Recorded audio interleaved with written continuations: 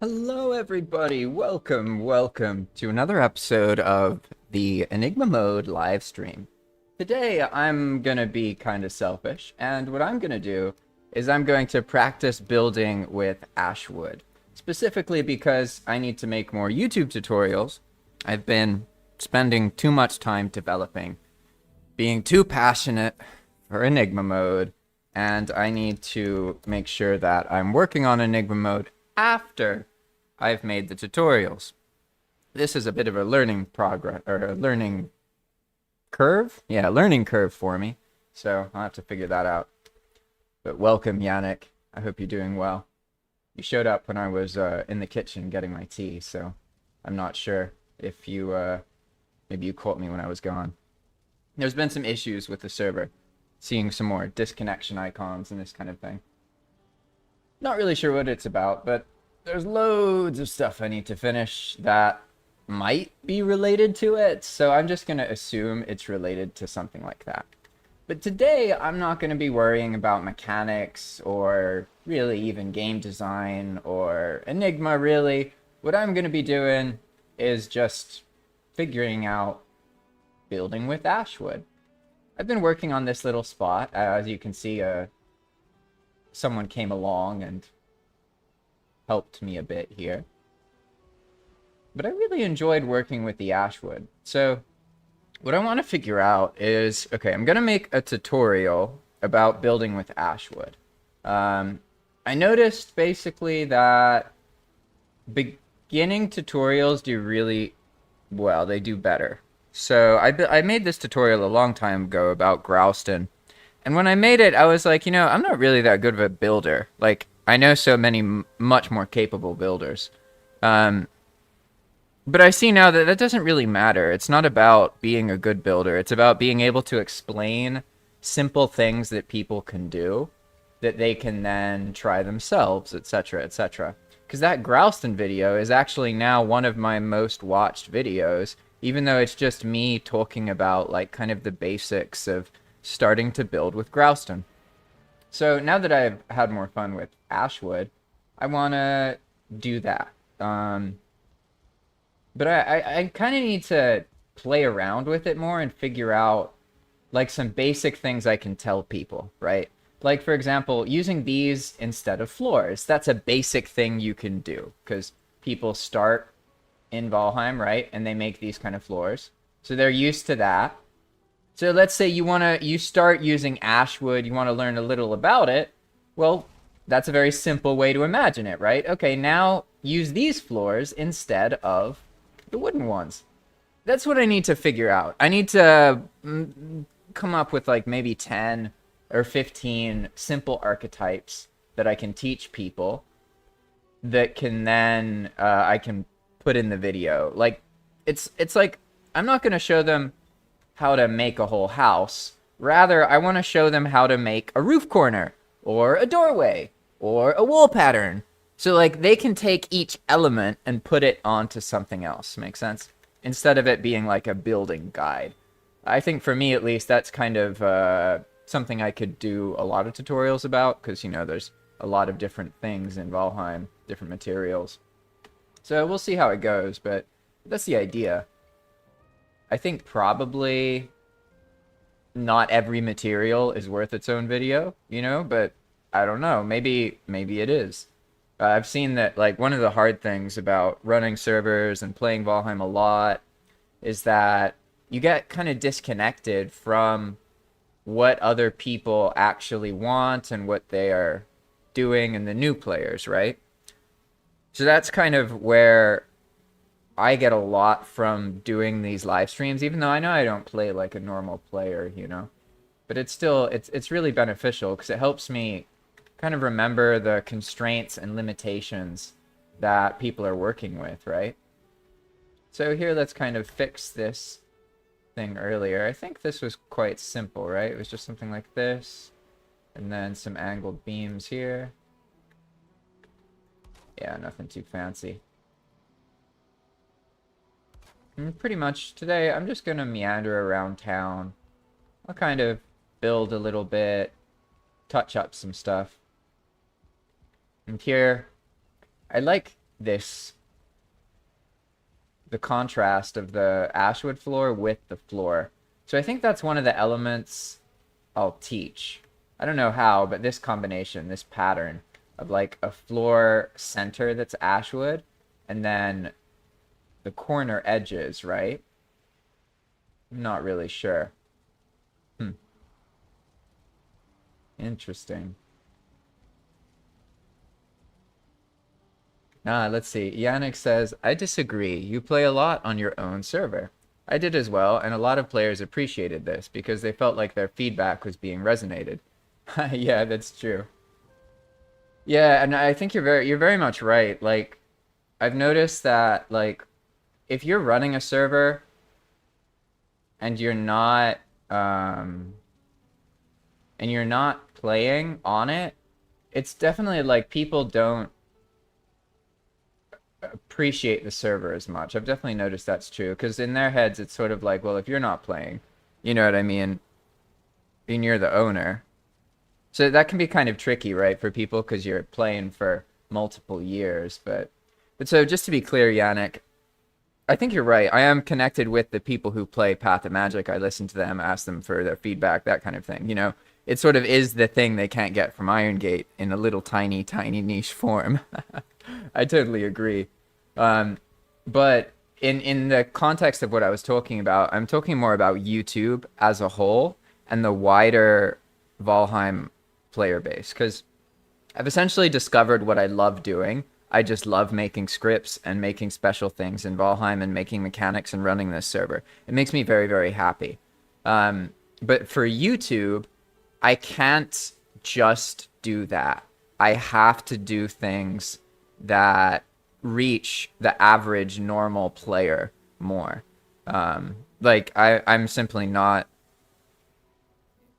What I'm doing now isn't sustainable in short form. I'm spending too much time developing, and then I'm not earning enough from YouTube to be okay, if that makes sense. So basically, I got sick a long, long time ago, and once I got sick, my mom started helping me financially each month. She'd send like it used to be $400, and then like 6 months ago or so, it went down to 200, and that ends in December.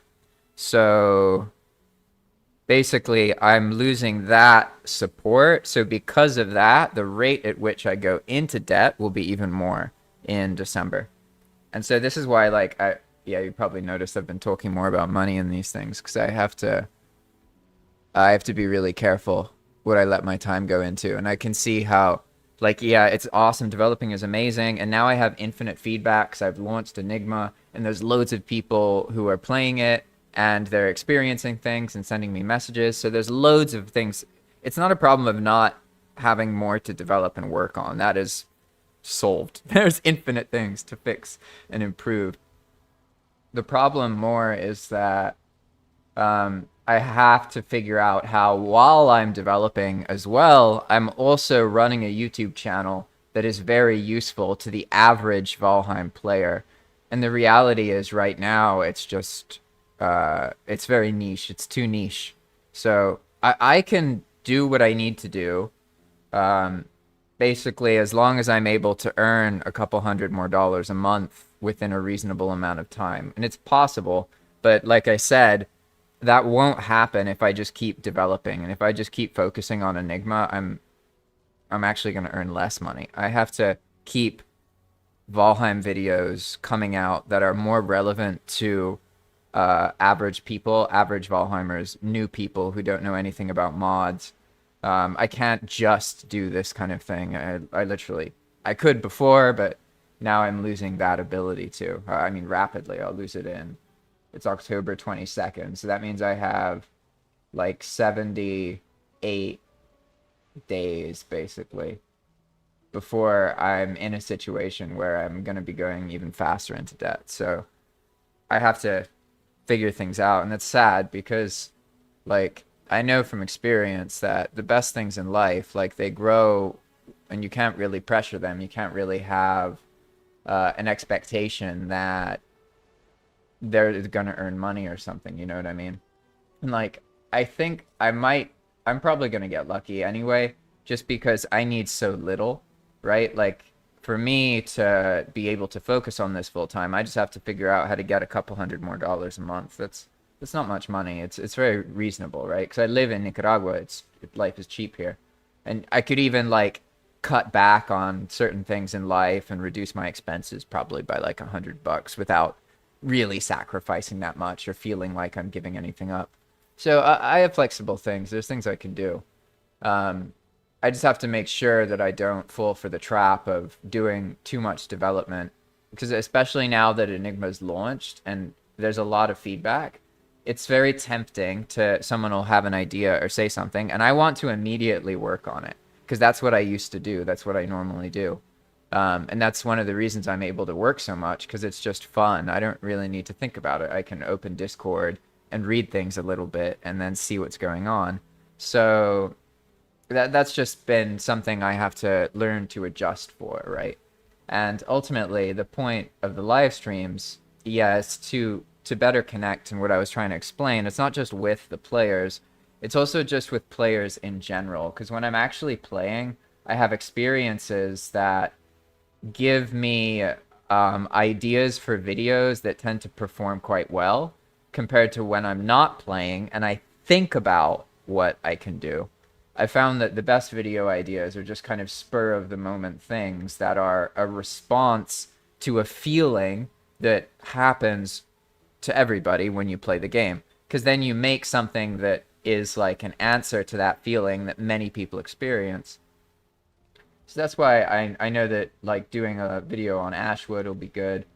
But I have to keep up, like I have to make like 3 videos a week for like a year or 2 years or something.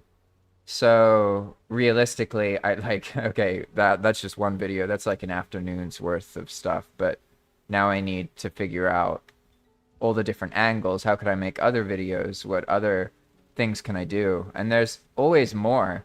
That's the thing. I know that like it may seem daunting to imagine, okay, you got to do 3 things a week. That's 12 videos a month. So like you can feel like you can run out of subjects, right? But that's an illusion. That's never actually true. There's always more to make videos about because there's people playing and their sentiment changes. Sometimes you can remake a video about the same thing, but just update it to, this year, use a different mod, whatever it is. But what I've understood now is like, yeah, there is a whole scene for modded Valheim, and I can to a point humor that scene. But the bigger traffic where most people are the normal Valheim players who never use any mods, and arguably this is like maybe 50 to 80% of Valheim players. That's what I'm saying. Like, I understand in our communities as people who love Valheim, we think people use mods because most of us use some quality of life mods. If you've played Valheim for 1,000 hours, chances are you're using some kind of client-side mod. But that isn't actually true from what I'm learning based on the data I've been able to find. It does seem that it's actually quite unpopular to use mods until you've got a couple hundred hours in Valheim. Then it becomes totally normal. So, like, I'm pretty sure that's the way it works. If you were to separate Valheim players into like 2 groups of people, and you looked at the people with an average playtime of 20 hours, I'm pretty sure like 99% of these people aren't using mods. But then if you look at the people whose average playtime is like 100 hours, a lot of them are using mods. So it's just important to understand that, like, while modded Valheim may seem like a big thing when you start modded Valheim, because you're interacting with the most dedicated players who've done things for years, so to speak, which just isn't as common in vanilla Valheim, it's still sort of a bubble. And this is something I've learned just through making my YouTube content and learning like what sentiment is depending on the kinds of subjects that you pick, right? And there's definitely like a lot of people are more interested in vanilla Valheim problems. There's more players experiencing those. So like how to build with something, how to stop something from burning, how to do this kind of stuff. These are the, like, how progression works, how, how the metals work, all these different things. These are very basic, rudimentary questions.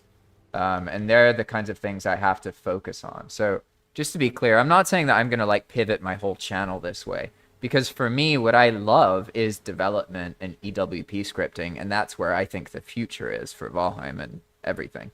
That hasn't changed. It's just like I can't earn money from YouTube from that content. It's literally pro bono content. Like, I can make a EWP scripting video and like work on it for like 4 or 5 hours. There's like between 100 and 300 people who will watch that video in the first week or two.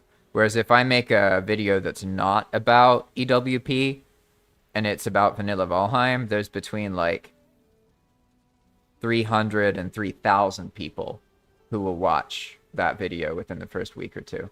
And like for me to be okay, each of these videos that I make needs to get around like 1,000 views within the first week. If that's happening, I'm gonna be fine. The problem is like that hasn't been happening. A lot of my videos recently haven't even broke 1,000. And that is obviously because I haven't been focused on churning out content that's relatable to new people. And this is something I have to do. I have to focus on. So probably I'll talk more about these kind of things during the live streams, because I'm completely committed to doing the live streams. I think they're really important. They also get me in a better headspace, so then I can start actually like working on content. I often feel better after I've talked to you all. Sometimes I can be overwhelmed by like my personal life or whatever's happened recently. But it's always helpful to remember that there's like a community of people who support me and care about me. And that's made a big impact in my life. It's really not like, yeah, I know this project is fun and you all like playing it. But it's not like, for me, it's like a two-way thing. Like, yeah, I know I'm making it and managing it, and that's great, and it takes a lot of time. But at the same time, it's very meaningful for me, and it's something that makes my life happier. It gives me something that I can do. And like, basically, I've seen the way it works. I can be sad or in a bad mood or feeling hopeless, basically. But when I do things that I actually care about, it's almost like it melts that feeling. It's not sudden. It's not fast. It's not like, boom, sudden moment, it's gone. It's more like I may feel hopeless. I may feel like nothing will work. But then when I actually start like streaming or making a content and I start narrating, it's like the more I do that, it takes me out of that headspace. And so once I'm in the habit of regularly making content, I'm really happy, to be honest. That's the happiest I've ever been, is not when I'm working all the time, but when I feel that I've, been doing the things that matter. When I feel really sad, it's usually because I feel like I can't do what really matters, right? So that's why, like, I have to learn about this, because ultimately most people are in that situation. I'm not complaining at all. I'm very lucky to even, let's say everything goes to shit and I lose my ability to spend time on Enigma Mode and I have to get another job and I lose a lot of free time. That would suck, but at the same time, I'm still very lucky to have had as much time to practice as I have, because now I can make scripts and I can really have fun with it. I can imagine something and make it happen. I don't have to go learn a bunch of things or decide what to do. Yeah. So I do have a Patreon, Fishmaster, but Patreon isn't something I can rely on, to be honest. Like, it's nice, but it's something that requires a lot of complexity, and you have to mention things a lot. So ultimately, I find the more reliable sources of income for me are ad revenue, simply because I know this is going to sound counterintuitive, but ad revenue is very predictable. Like, I mean, I've had a YouTube channel for years. Like, at this point, I think I started making YouTube videos like 14 years ago. And ad revenue never just vanished suddenly, because that happens to people who got a viral video and got super popular and started earning a bunch of money. And then they think, oh, this is going to be like this forever. And it never is. That's basically what happens when people lose. Like when you hear about YouTubers talking about sudden fluctuations in ad revenue, it's because they were looking at not baseline. They were looking at what happens after something viral occurs. And everything viral is temporary. So you can get a viral video and that'll carry you for like a year or 2 years. But if you didn't produce another viral video, you didn't get lucky, you didn't put the right thing in the right place at the right time, the fact that you got that one viral video, it doesn't just mean you're set now. It does eventually die off and stop earning you anything. But if you look at YouTubers' money, like most of their income comes from these couple videos that do way better than their other content. So it produces this sensation when you're earning money that it's really unstable. And it's not really actually unstable. It's just the nature of viral content and attention. Once you're engaged in virility, it's gonna be unstable. That's just how it is. But when you're not engaged in like viral stuff, then you don't have to worry as much about it. And like for me, that's been kind of the reverse appeal of making Valheim content, you know? Because it's just like, how do I put it? Valheim is very niche.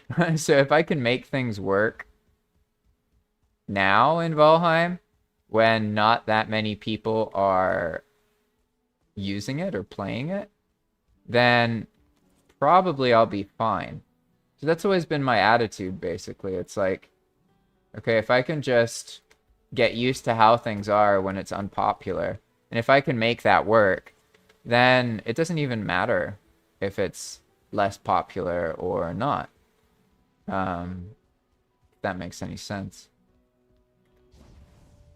We'll see, though. It'll be nice once it's actually like fully released, because there's a whole bunch of debates that can be had. Like people often will say that, oh, Valheim's still early access, and it is, right? Like technically it is early access, but it makes you wonder, is it really? You know what I mean? Because while yes, it is technically early access, in practice it was already released. So like, which is gonna matter? You know what I mean? When Iron Gate releases Deep North and it's no longer early access, if it actually mattered that it was marked as early access, then there's gonna be like an actual boom once it comes out. Maybe I'm just pessimistic now, but I really don't believe that's going to happen. I'm pretty sure that Valheim is early access in name only, and that until they make sort of more major changes to the game, most of the people who are just available freely in the English-speaking world to just play a game have already played Valheim. So the chance of the release being popular in the English-speaking world, which is usually one of the target markets for these kind of products, I just don't see that happening. And obviously I want to be wrong. I definitely want to be wrong. But I would be surprised. So we're going to find out, obviously, once Deep North comes out. But there's also a lot of other ambiguity and things that I think will be a lot easier to deal with once it's actually finished. You know what I mean? Because then, like, we'll know more about what Iron Gate's going to do. We won't have to have conjecture. You know what I mean? Like, someone recently said, like, oh, we should be careful. Maybe Deep North will come out early next year. And, like, I couldn't even for a moment believe that that was going to happen because of what I'm used to, right, with Iron Gate, what I've learned to expect, because I've gotten excited before many times. I think many people have gotten excited, even if you know they develop slowly.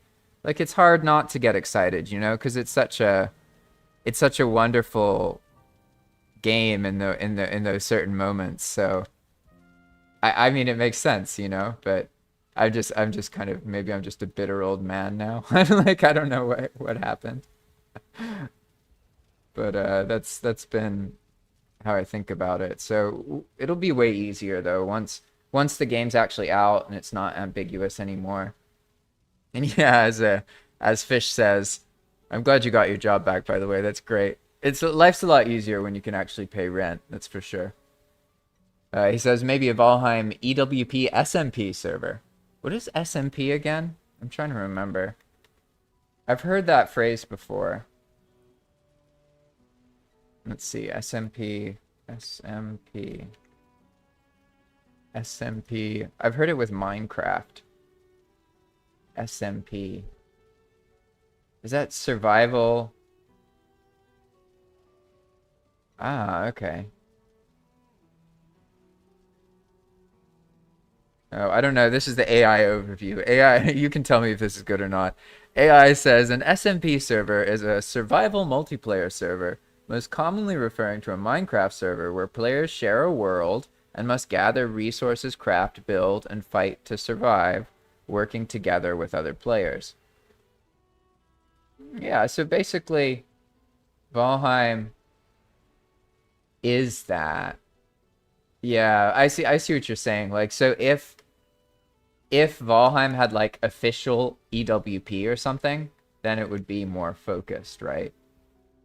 That's been a learning lesson for me, definitely. Like, whenever I work on a game system, I want to make sure that there is a scripting system like EWP, like built into it. Because that way the players, they can like get more involved in the game creation, but also the developers can like set something up for a weekend and then scrap all of it, and like they wouldn't have wasted a whole bunch of development time, you know? Oh, a server that requires every player to stream, huh? That's interesting. Server SMP. So what is that, like a streaming multiplayer maybe? That's interesting. I know that for some people that was like a turning point. Like for that Dream guy. As far as I know, his like, I mean, he became one of the biggest streamers. It like totally changed his life, right? But that didn't happen, as far as I know, until later on. And I remember watching a YouTube video about it, and essentially what happened is he got involved in one of those servers, or started one, and then that allowed him to get involved in that community, and then that everything took off, and that's when Dream became like very, very popular.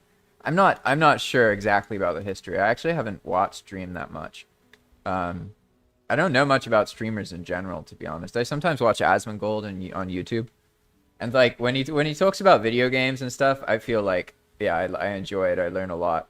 But then he often talks about politics, and it's like, damn, dude, if you're gonna talk about politics, you should probably like study a little bit. Like, he's just very, very, very ignorant about like foreign policy and the things that like the US has done in other places. So sometimes that makes me sad. But at the same time, it's like a good, Asmongold is a perfect example of like the sort of American male gamer attitude.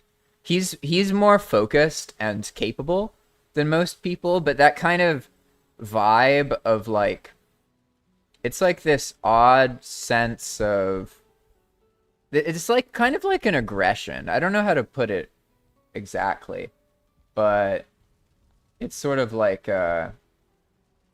there's this part of the gaming scene that's very like hyper competitive and talks a lot of shit and is kind of aggressive, like fuck you kind of vibe. Maybe I'm wrong, but I consider that most gamers. What do you all think about that? Is that like me being bitter, or is that actually true? So Let's see, I've been talking a lot, but I do actually want to mess around with some Ashwood here. I think maybe I'll work on the silhouette of these stilt things. They look a bit weird. Yeah. Well, no, Asmongold has his moments. I gotta say, like, I used to think that he was just like an ignorant dipshit. Don't get me wrong. But I've come to like I have a lot of respect for Asmongold. But it all depends on the context. Like if he's talking about video games or streaming or like American culture, I trust what he's saying. He actually does often know what he's talking about. But the moment he starts talking about like why political things happen, like the dude will watch propaganda on the news and then react and like not realizing that he is spreading the propaganda that he sometimes shit talks. You see what I mean? It's like very, very much like, all right, this is a mess, you know? But I mean, I relate to a lot of the other traits of Asmongold, really. So there's definitely something to be said about like being a male in modern times. It can be a bit odd, you know? I'm not saying that like women have it worse or or better or anything like that. It's just like I live in Nicaragua, right? And here, things are much more old school. So like, I don't know, like they're literally old school. Like here in Nicaragua, people don't give a shit that I make YouTube videos and that's how I earn money or something. They just like respect the fact that I'm a man who has a job. Like they don't give a shit at all what I do. It's just, oh, you have a job, you can help. Like it's totally different. Whereas in the US, it's much more like, oh yeah, you do things, but you don't do anything that really matters. You just do this thing we don't respect. I don't know how to put it, but it's very different. But in general, yeah, there's a lot of like cultural differences for sure. And that's something that I've come to understand by being here. Like in the US, there's a lot of weirdness about men in general and things that are perceived as masculine, and depending on if you're around blue people or red people, it's either like more aggressively toxic or it's like more aggressively polite. If that makes sense. But it's both dysfunctional and problematic. And that's definitely not nice. So this is something, okay, to get back to Valheim, because I do have to actually kind of figure out what I'm going to make this tutorial about later. And I've noticed a couple things. I got a little marker here. 1 second. All right. First thing I'm going to write down is, hey, Jake, welcome, welcome. I hope you're doing well. Yeah, you must be tired. Yeah, people jump around a lot at raves. I went to a rave totally sober once, and it was funny because people, I don't know how raves are where you are, but where I went, like, I did it as like a people experiment. I don't normally like doing super social things like that, to be honest, but I went and I was just people watching. Right? And there was literally a moment about an hour after the event where you could tell that people's drugs would kick in. And then they'd start like smiling and stuff. And it was all like very quick and sudden, like this wave washed over the crowd. I was like, wow, I didn't realize it was that obvious what people are doing here. Oh, man. Oh, the fish. Dude. It's funny you say that. So Fish says, I'm a pool cleaner and women get weird sometimes. Like, I'm trying to work. Please stop touching me. Yeah. A friend of mine, or actually my cousin, does that kind of thing as well. And he's also said the same thing. And that's why, like, our society's so weird. I think you're American, right? And it's like we have this way of completely having two sides, if that makes sense. So on one hand, American culture is super, super sexual. And on the other hand, it's super, super, super prudish. And like, that's what makes America so odd. It has so many of these like things that you think would contradict, right? But it's like, no, no, no. In this situation, it's okay. But in that situation, it's not okay at all. And you're describing one of them because I definitely noticed before. It's like, damn, clearly, like, you can be a guy and a woman can do pretty much whatever they want. Like, they could flash you in public. They could touch you. Like, it doesn't, nothing will happen. Like, and like, if you try and make a fuss about it, people will laugh at you. And like, if, you know, God forbid you were like raped by a woman or something as a kid, like that is totally not, one, not able to be talked about. And two, when you talk about that kind of thing, people think you're like, they like literally make comments like you should be lucky. Like, did you realize how fucked up that is? Like, it's so exactly what you're describing. It's this very weird double standard, double rule situation. And that one, yeah, it's like, okay, women can do that, men can't. I'm not saying men should be able to. Make sense? I'm just saying, like, it's kind of absurd sometimes how people are. And especially, like, even if you're a man and you talk about women, you're immediately treated like you don't know shit. And it's like, I just think it's funny, to be honest, because here in Nicaragua, the attitude isn't like that. It's kind of like the attitude's more old school. So like, okay, people will be like, oh, you're let's say you get in a relationship and you're with someone and, you know, you're in your 20s or something. So the woman's a younger woman. She's in her 20s as well. I'm not saying younger than you. I just mean in general, a younger woman. The attitudes here that old people have, they're so funny.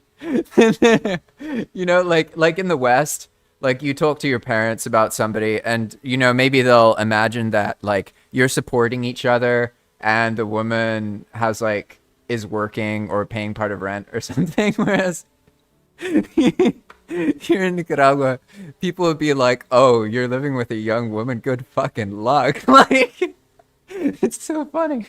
And I'm more used to how it is in the West where people are really polite and they try not to make that kind of statement, right?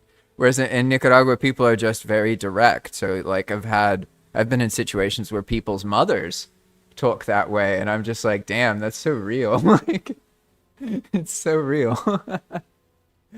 Oh man. All right.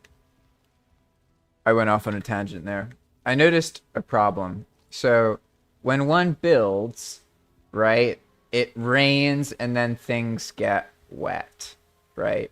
So I should probably talk about that in this building video because that's something they're going to notice and get frustrated by. That'll be one of the things. My goal now is I got a little list here.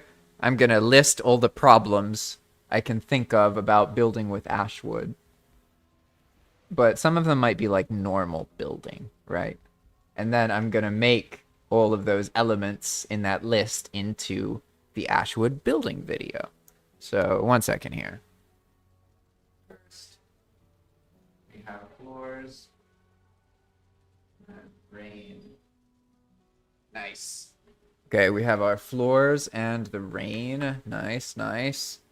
Hello, Aurora here. Welcome, welcome, welcome. I hope you're doing well. I am figuring out Ashwood. This is my first experimental Ashwood building, and I've had a lot of fun with it so far. Today I've just been ranting. Aurora, you're not going to try and share your Discord info, are you? I hope not. You wouldn't do that to me. No, I know you wouldn't, Aurora. You wouldn't.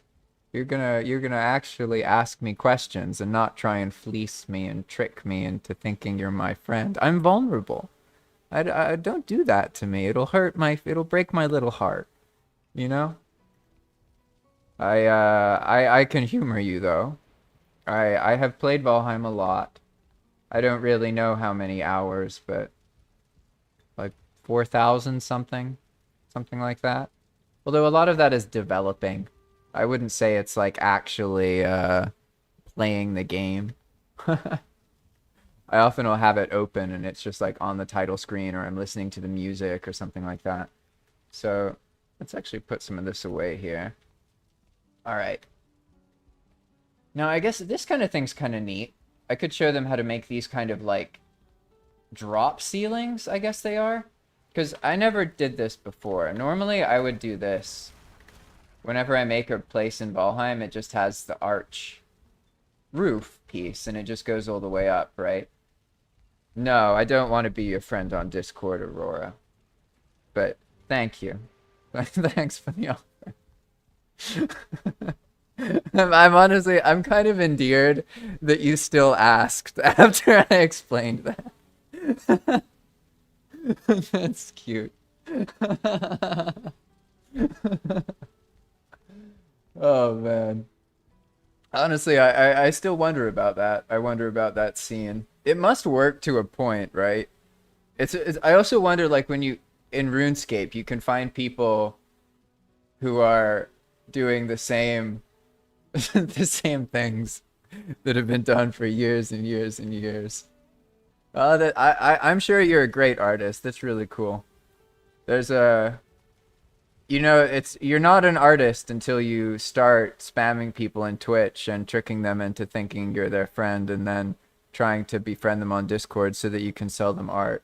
Really, that's the thing that determines a real artist, you know? Like, until you've done that, I don't know if you really do art. You know what I'm saying? Like, that's the mark of the artist. Seems to be. All right, sarcasm aside. Drop ceiling. I guess that's what I can call this. This little corner thing. I know it's simple, but it's an element that I can easily explain how to do, right? Because you have your normal ceiling, and most players would just make a roof, but a very simple trick, right, would be to make the roofs drop so they have like a layer to them, right? So, and that's something really easy to conceptualize, right? I can just teach people how to do this underneath their roof things, you know? That looks bad. That looks like a problem here. Let's see. I think I can I fixed the fire. Okay, cool. Oh. It's okay, Aurora. I think you're kind of cool. You're at least like more interactive and you're actually typing and reacting to what I'm saying. So that's cool. No, you don't show me anything and like how can you do you not see the contradiction? Like you're advertising a Discord thing and you're pushing a service that you earn a little bit of money from when you target new streamers who don't have art. Like, do you understand like what I'm getting at? That's why I was surprised. I was surprised you kept talking. It's just funny. I know you're gonna do your thing and you can go on to the next person on your list or whatever it is. I just did the same thing and I fell for it again. It's hilarious. Randy. So yeah, Randy, you're watching on YouTube, so you don't see it. But basically, when you live stream on Twitch, you get spammed pretty often by Twitch, like people who sell banner art, and they make money by finding new streamers who don't have banner art, and then they basically try and convince them that if they just had banner art, it would be much better and it would all work and everything would be fine. So they take advantage of the new people and they get them to think that the banner art's gonna matter, and ultimately it doesn't matter at all. So that's why like I'm kind of a gruff with them. Because they're not like scamming people, but they're definitely taking advantage of new people who stream, and they try and get those people to feel like it's really worth it and it's going to make a big difference, and then they charge them or they try and scam them. Yeah, you never know really, because it's also an entry point. The moment you're in like Discord and you're in a Discord group, you're like one click away from accidentally clicking a link that you think is supposed to do something good, and then they like steal all your ad revenue. You know, it's a messy world, to be honest. That's why I err on the side of being like, whatever. Whatever. Yeah, yeah, exactly. Yeah. Jake gets it. Yeah, Jake gets it 'cause he streams on Twitch. All right, so that box thing works. Let me put this in my list too. 1 second. Drop ceiling. Drop ceiling. I gotta figure out. Probably, I'd say like maybe if I have like 6 little elements that have to do with Ashwood. I haven't used this divider, so it's not. I'm not really showing people. It's not like, oh, how to build the definitive guide to building with Ashwood. No, it's not like that. It's more like I need to give people some demonstrations. It's like, here's something simple you can do with Ashwood. And it's almost like I can better. It'll work better if I come off as very amateur, because it makes me more relatable, if that makes sense. So I can be like, I don't know how to put it, but if you do things and you're too quick, or you seem to understand them too suddenly, it intimidates people. So then they feel like they have to be really good at it in order to do it. Makes sense? So sometimes I just I'm just trying to find very simple, basic things, right? Like this doesn't really serve any purpose. It's almost in the way, but I like how it looks. So I think I'm just gonna roll with it. I'll call these Ashwood banners. There we go. Yeah, and in the video I'll make it seem like, okay, you like using these banners, I like using Ashwood banners. It doesn't make sense, but whatever. I'll wing it. It's gonna be a fun video. Ashwood banners. Okay. I guess, what are some other kind of things?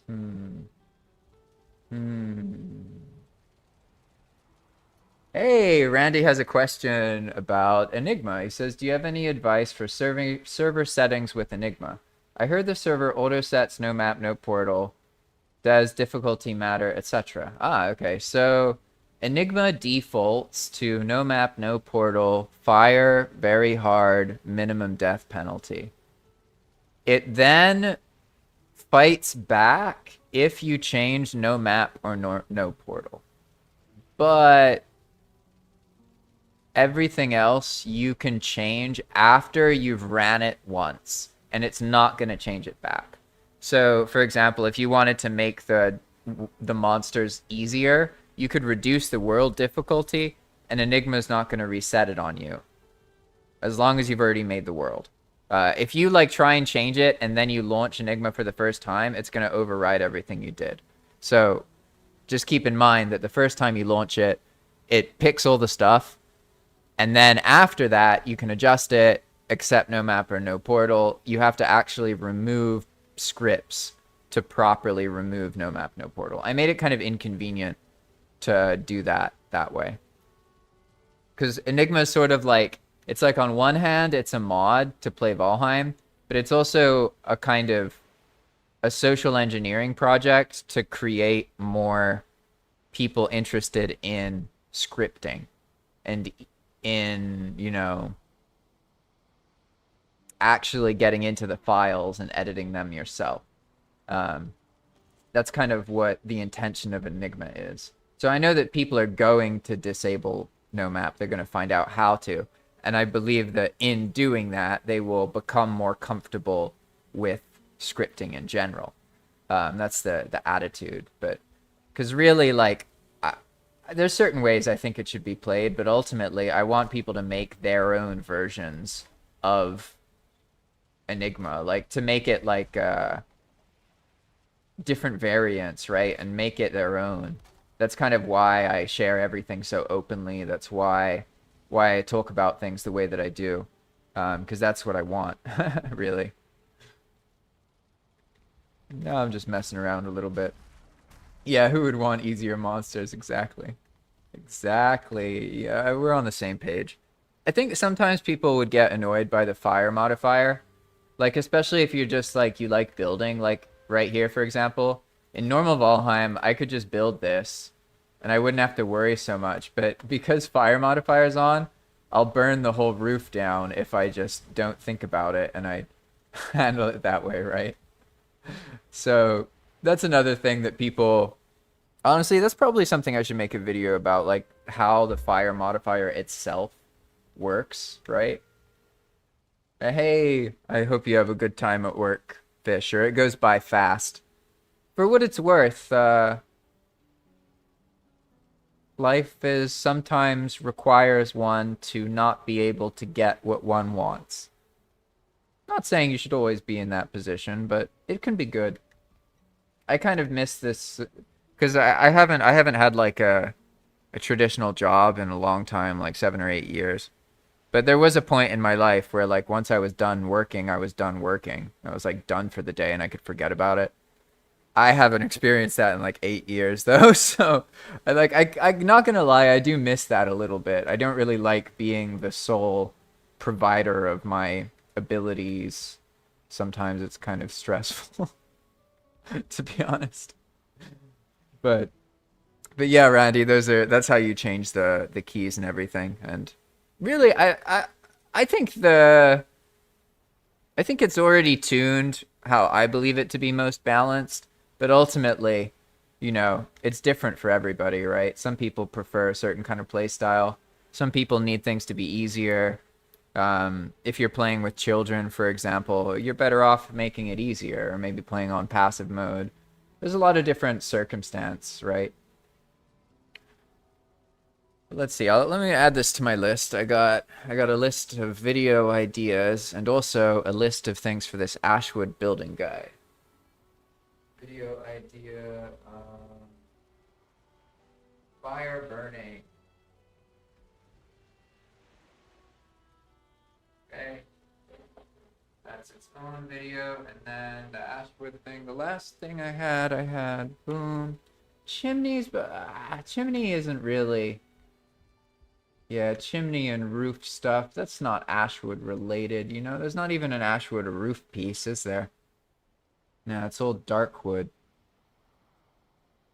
I guess mostly the video, I should talk about the different visual aesthetic tricks you can do. Because it needs to be pretty basic, to be honest. Like, I like this, actually. I like that how these dividers added this. It's such a simple thing, but I like how it feels. And another trick that's really easy to teach people is because they're used to using the wooden walls, right? And the wooden walls are asymmetrical, so they have this side and that one. But it's not as like that much of a different pattern, right? So maybe I can show them how, like with the Ashwood walls, you can kind of decide whether you want the crosshatch like that, or if you want something more flat, right? And then could also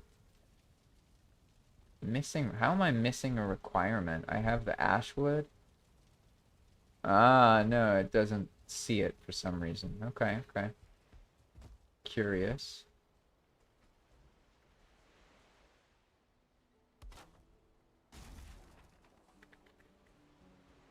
Yeah, but I was trying to explain is how you can do that thing where you have like one side of it, right? And then if you don't like it, you can just like double it up, sandwich it sort of, right? Do this kind of thing. That way you end up with a flat wall on both sides. That's probably a good one to talk about as well. I know these seem very simple, but that's what it needs to be, basically. I need to come up with a list of like simple things I can show people how to do that they can then repeat systemically throughout their bases, that kind of thing, right? So I haven't figured out one for this aside from the dropping. So that'd be a good one. If one of you knows an easy way to use this piece, the decorative window, it's definitely nice. Of course, could just do something like super simple, right? They have a wall or whatever. Like this. And then you put a window on it. You know, I might just do something very simple. Because if I think about it, where players are coming from, I have to speak to where they already are, right? And most players, when they build, they're going to do like this kind of stuff. Just very simple shack kind of thing, right? So this is very common. This, like having a corner like that, right? So if I work with what they probably already did, it'll be easier for them to understand and they'll feel like the video is more approachable. So they'll definitely have this, right? Like, I mean, basically to build a room in Valheim, you make a corner, essentially. You might be able to get away with not making a corner, but this is like the rudimentary, basic thing that almost every player has built something similar to at some point, right? So that's why replacing the floor is very easy. That's one I already know that I'll do. So we can do a couple other things. I could introduce them to just the concept of trimming, right? So like the difference between something like this and something like this. It's very subtle, right? Where you just use those pieces and then you use the accents from those extra dark Ashwood pieces to kind of make a contrast, right? But not just that, I can also... Let's get some lighting here. I've been working in the dark this whole time.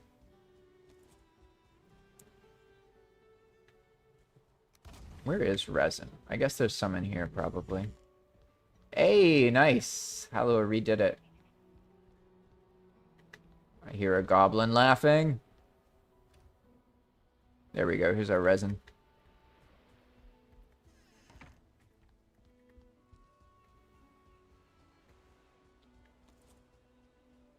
Yeah, now that it's daylight, I go and get the torches. Classic. Okay, I just wanted some more light inside here. I think probably that's fine, right? Yeah, there we go. Now you all can see. I should have done this a while ago. But so you can imagine kind of what I'm trying to show them, right? It's not a building. It's not a whole guide. I'm trying to just show them some very simple little things that they can do that aren't intimidating, right? So you can see how just teaching them about trim, you know, the difference between having these pieces and having them trimmed, right? That's a very simple one. So let me add that real quick.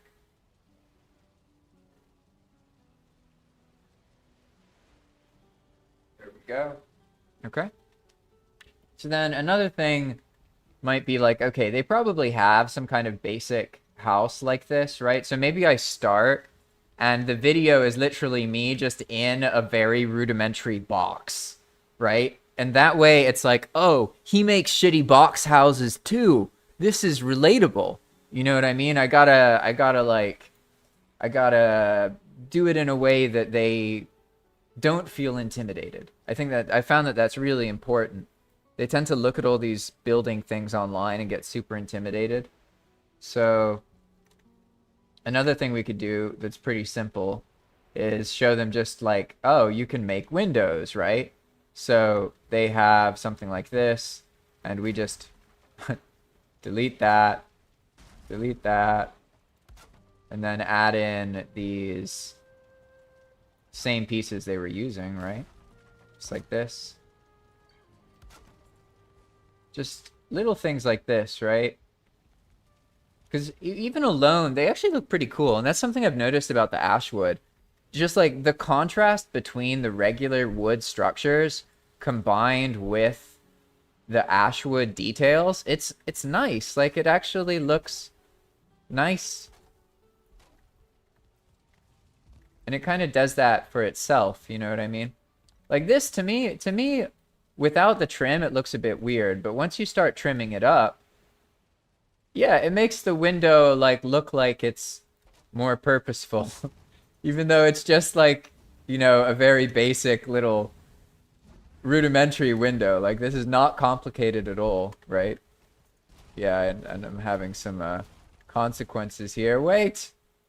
In Palm, you can kick to cancel all the fires. easier. Let's put that back there.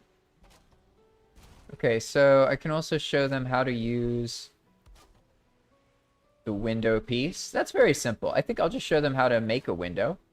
And then let's see, what other pieces? I want to give them a little bit of practice with every Ashwood piece. So the door I'm going to skip because you need flame metal. But all these other pieces are just Ashwood. So we need to come up with something for the stairs, right? Some way to show them the stairs. And the stairs, obviously, it's about how thin the stairs are. Because all the other stairs in Valheim are double this. So all I have to really reveal to them is that this stair is, you know, half of the width of all the other stairs. And that's what makes it useful, right? So you can do stuff like that. You could do like a double thing if you wanted. You don't have to clip anything. So that, I think that's pretty self-explanatory. One second, let me add that to my list. Thin stairs.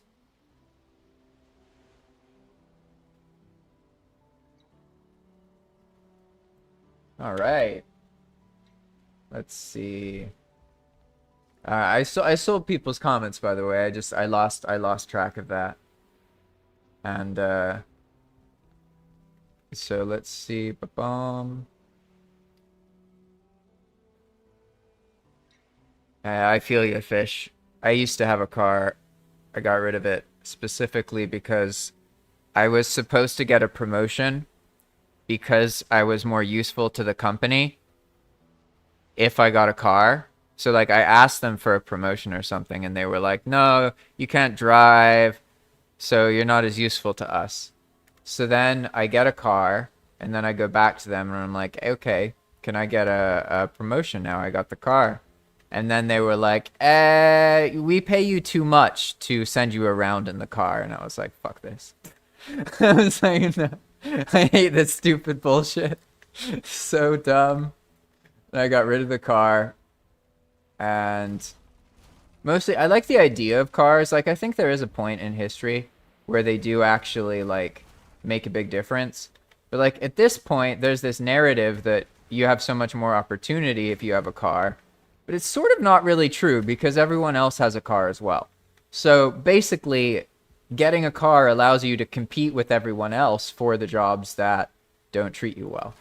Like, do you see what I mean? It's like, the narrative is that, oh, if you have a car, you'll have all the opportunity in the world. And, like, no, it's like, if you have a car, you can get a basic job. Like, you know what I mean? It's not some advanced special tool that you're gonna, you know, provide for your grandchildren with because you purchased that car when you were a wee whippersnapper and it's still helping you out. You know, like, that's not how it works.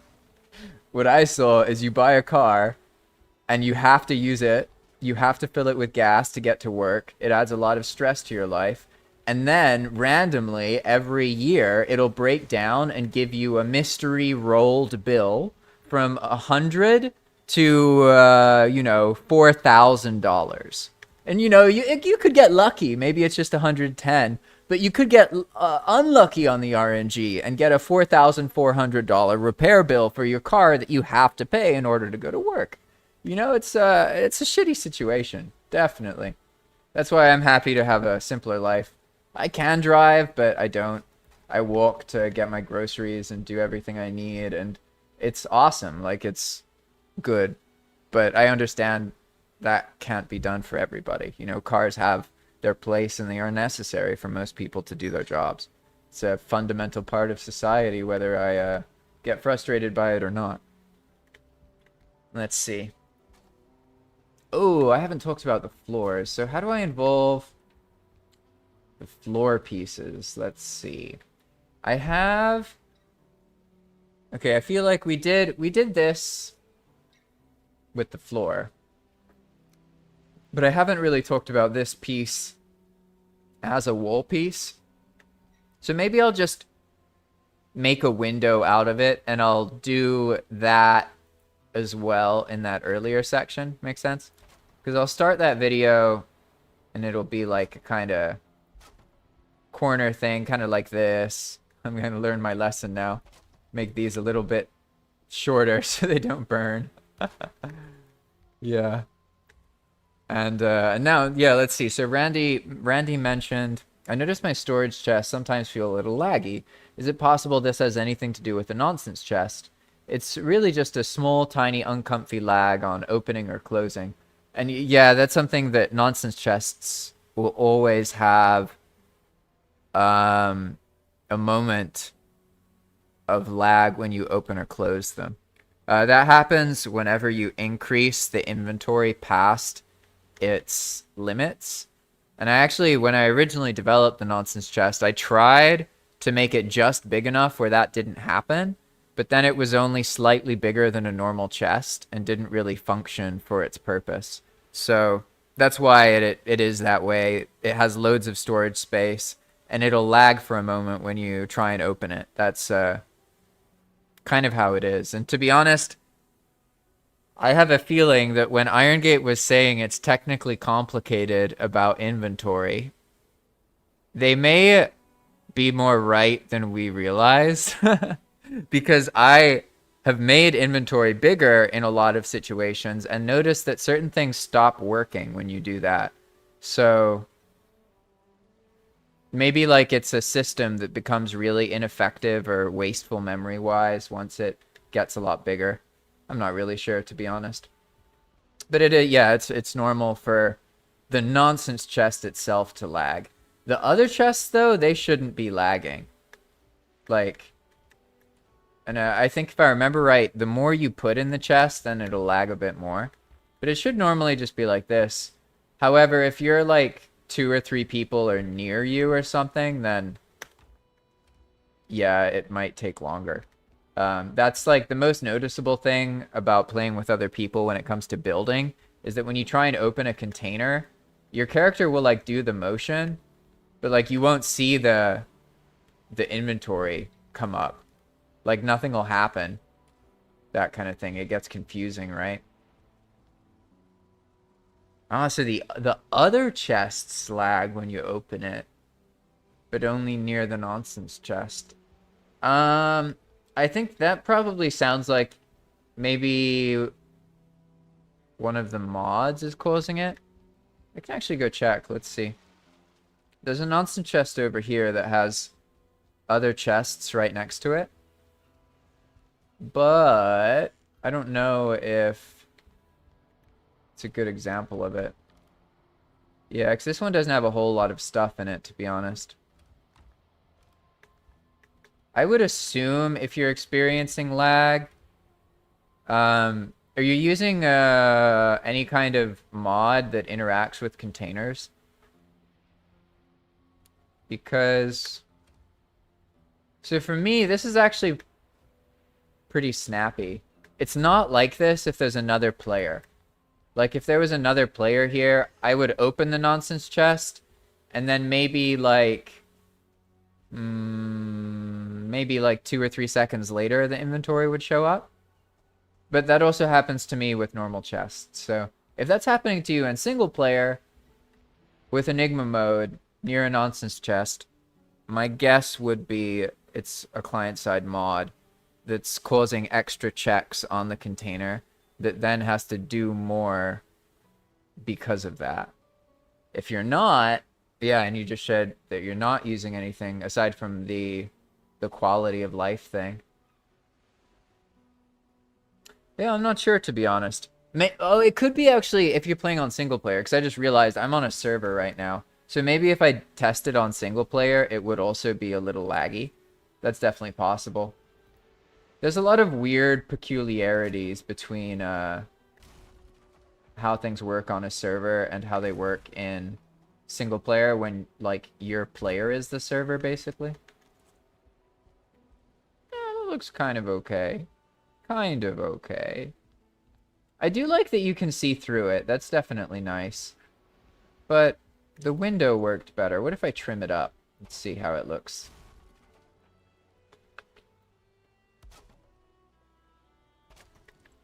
Yeah, it looks a little better.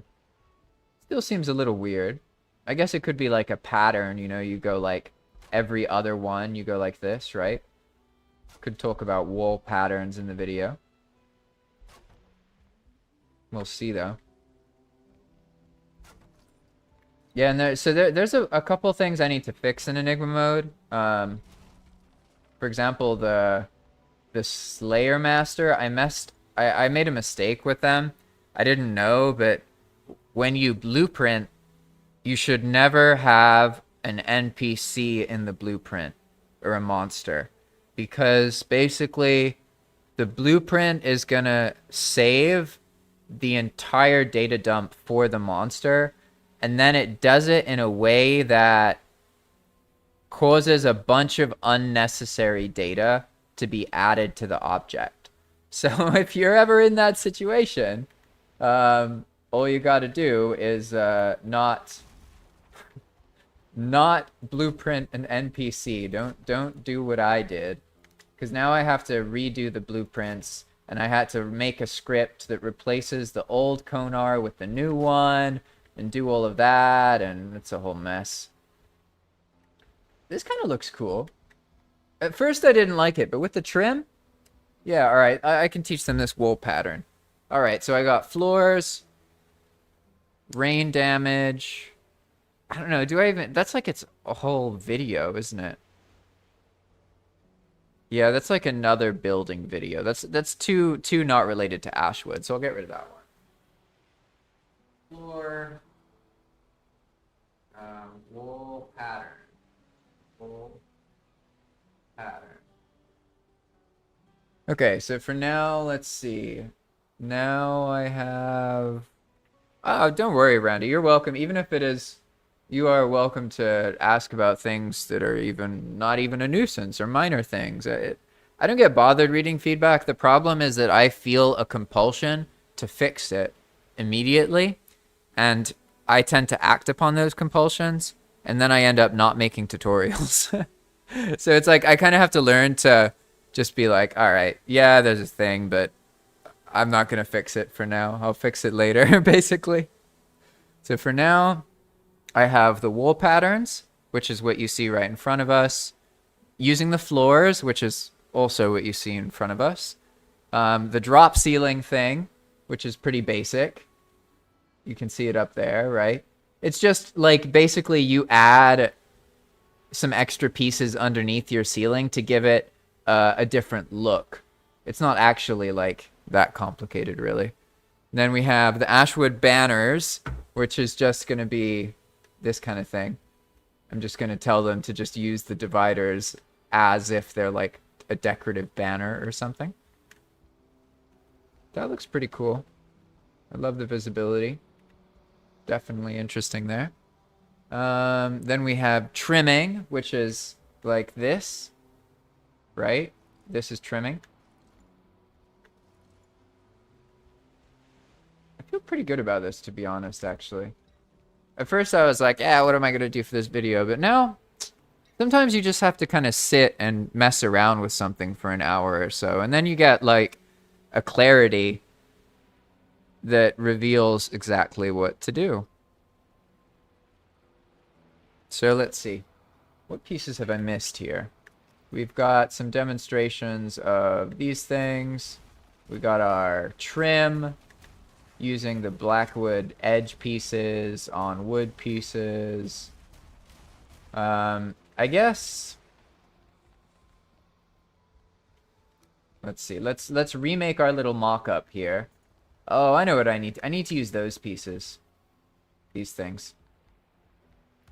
Yeah, I haven't shown them how to do this yet. So let's remake our little mock-up, but imagine we're from the very beginning, right? So we have a corner. I think a corner is a good place to start because they'll all have corners too. Except their corners will probably have these like thatched roof things.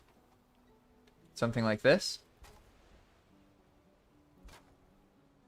Not exactly, but you get the idea. It'll be like this. So now I need to figure out, okay, how do I add some depth with Ashwood using this piece here, right? In a way that works for them. So first thing that comes to mind is like clipping it into the corner there. But I don't even know, how is that?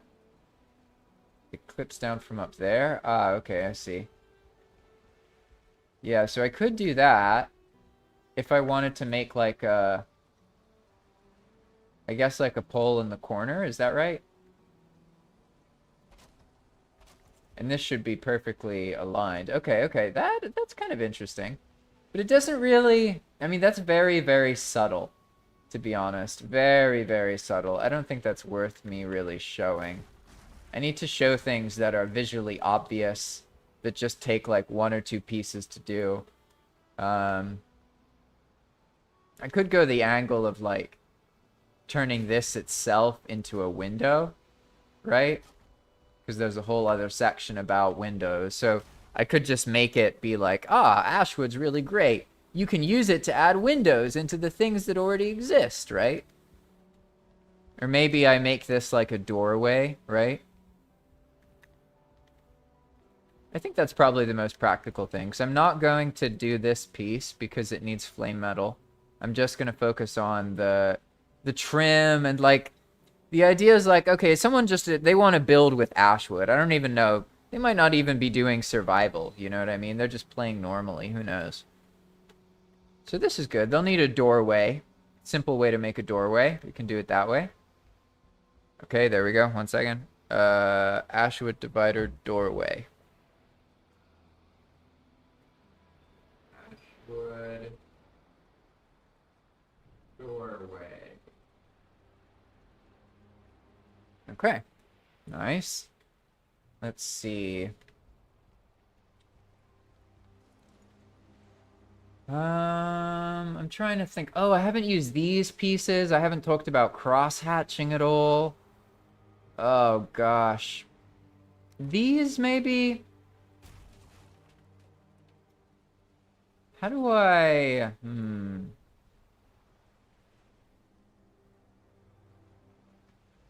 How do I show them how to use these pieces in a way that they can just kind of add them? You know what I mean? So, I mean, it does allow you to do this kind of just basic design. Maybe I can just make this part of the trim section of the video. Like, instead of just focusing on these pieces, I can focus also on, like, oh, you could use other kinds of trim, right? Like, if you like this kind of cross-hatching pattern on the inside. Does it do it on both sides? Ah, it looks a bit weird on that side, though. Interesting. And is it the same? Yeah, it's the same. Okay.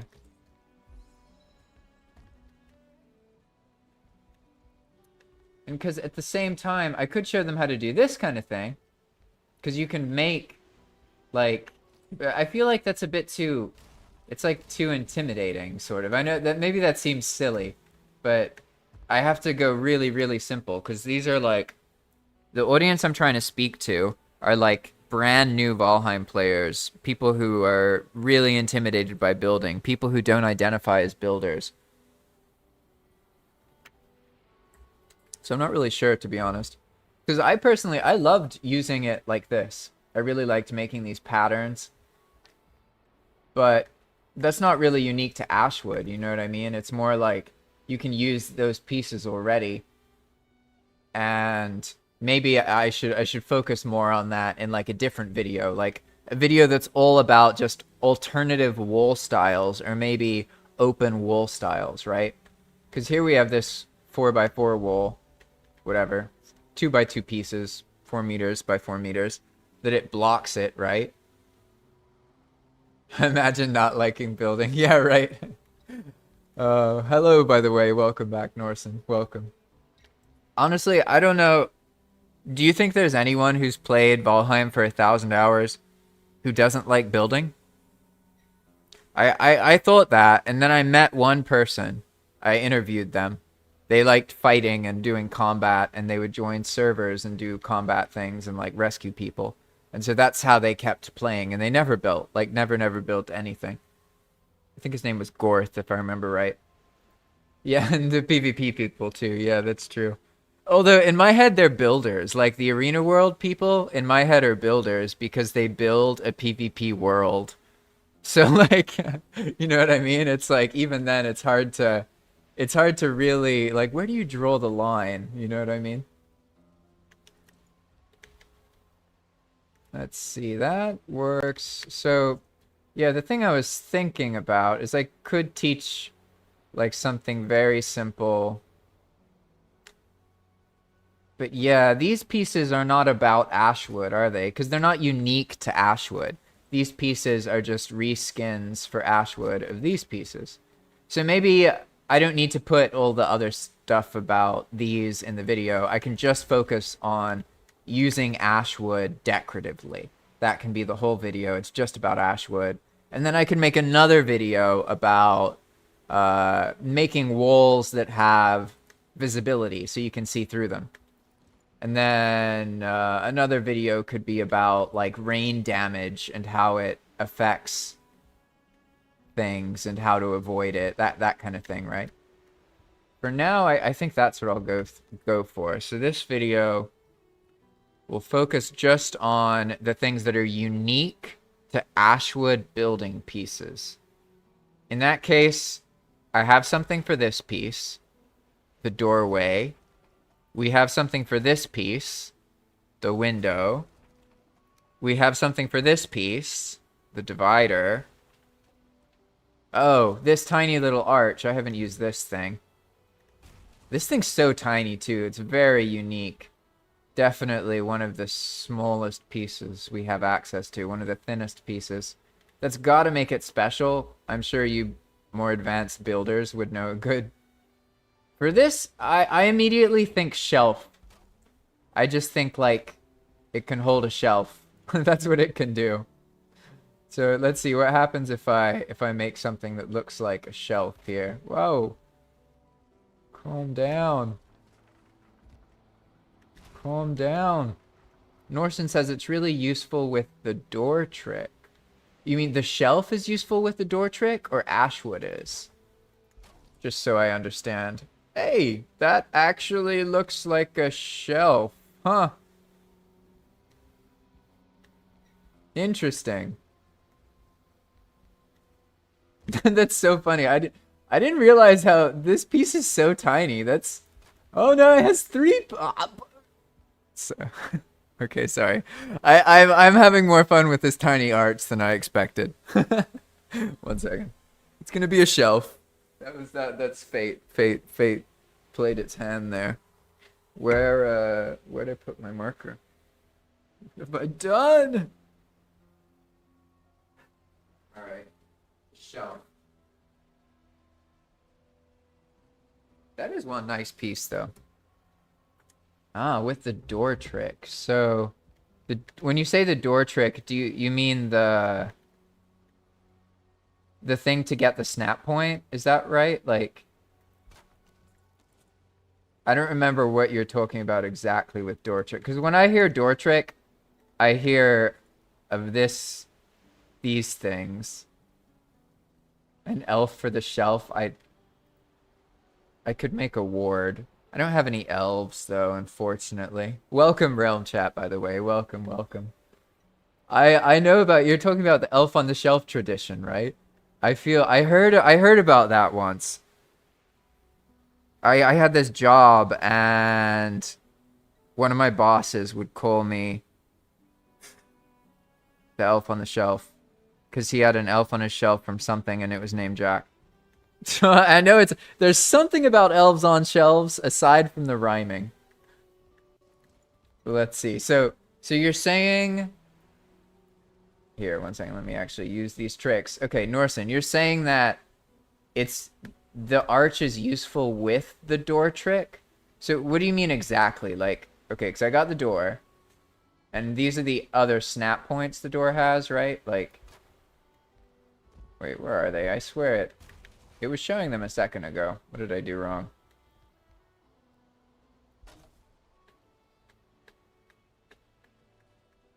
Huh. I don't know what I did there. Ah, there we go. Yeah, here are the other snap points are. No, don't worry. It wasn't a lame joke. I would say that was an acceptable joke, a normal joke. Interesting. Yeah, I'm experimenting basically. So, yeah, this building here is just like basically a base made of Ashwood. So I've been experimenting to try and identify different elements that I can make a tutorial about. Let's see, Norson Wells says, snap like 10 doors in a line, all facing the same direction, and then snap the arches. The doors snap onto each other. 10 doors in a line, then snap the arches. I guess I'm having trouble. Oh, I see what you mean. So if I wanted to get snap points like here, where I can't right now, I could use the door trick to just fill it out. Is that right? Like I could go like, okay, let me see. Yeah, I think I understand what you mean now. So you meant like, I basically add these, and then now that I've added those, there's a snap point somewhere. I'm doing it wrong, but I think I understand what you meant. Like I can use the door snap points to make a continuous shelf instead of what I was doing. Yeah, that makes sense. That makes sense. That's enough. There should be probably make like a building tricks video. Yeah, this is a great brainstorming session. I got a bunch of different video ideas now. I gotta start churning out like 3 tutorials a week. So they can be short tutorials. It could be like a 3-minute video. You saw the one I did yesterday. Was only like 3 minutes. So they don't have to be long. I have to keep something that basically I need to be making 2 or 3 pieces of content a week that get 1,000 views in the first week, and then I'm set. If I can just get to that point, I'll be fine. And that's realistic. It's not like I need to get super popular or I need a bunch of people to start playing Valheim. There's already enough Valheim players for me to do what I need. I don't need more. I just need to reach them better. Makes sense?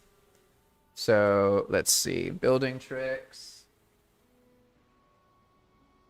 Building tricks. Man in the shell. That's a nice shell. Definitely a nice shell. Haha. Alright. Yeah, I hadn't even realized that we could do this now. That's so cool. I don't know why. I'd seen this piece before, but I'd never actually tried to decorate with it. Maybe that's why I never really, like, appreciated it that much. I mean, that's a very cool piece, to be honest. I bet there's a bunch of stuff I can't even comprehend. It can be done with that. Do some little things here, too. Yeah, you could make like a cute kind of window thing. Is there a top to it? No, there's not a bottom one. So it would be like... I guess that would mean I could do something like this. We're gonna go up. Ah. My mouse has been doing this double clicking thing, and I never knew before how perilous a double click at the wrong moment can actually be. But it can be very perilous. I've deleted a couple things, transferred a file, and wiped another file. It's been like, oh no! Here we go. See how this looks. Maybe if we do a little bit there. Looks like it's clipping a little weirdly, but it... Oh, is that just because I like manually placed that weird? Or is it actually... Maybe it's just the... Sometimes I like shift click and I don't realize I did. Yeah, it looks like I did something like that. Yeah, you can see how that one's a bit off too. Maybe it's supposed to be. Yeah, that one was supposed to be. Yeah, that's kind of simple. Let's see, how does it look with like a little bit of trim? Yeah, then it gets like too much from my perspective. Too much. Yeah, that takes away the visual element. It's a nice little touch there, right? But then it takes away that that vibe. So something like that kind of works, right? Just another simple window. I guess you could also just do it like the original one, right? Like that.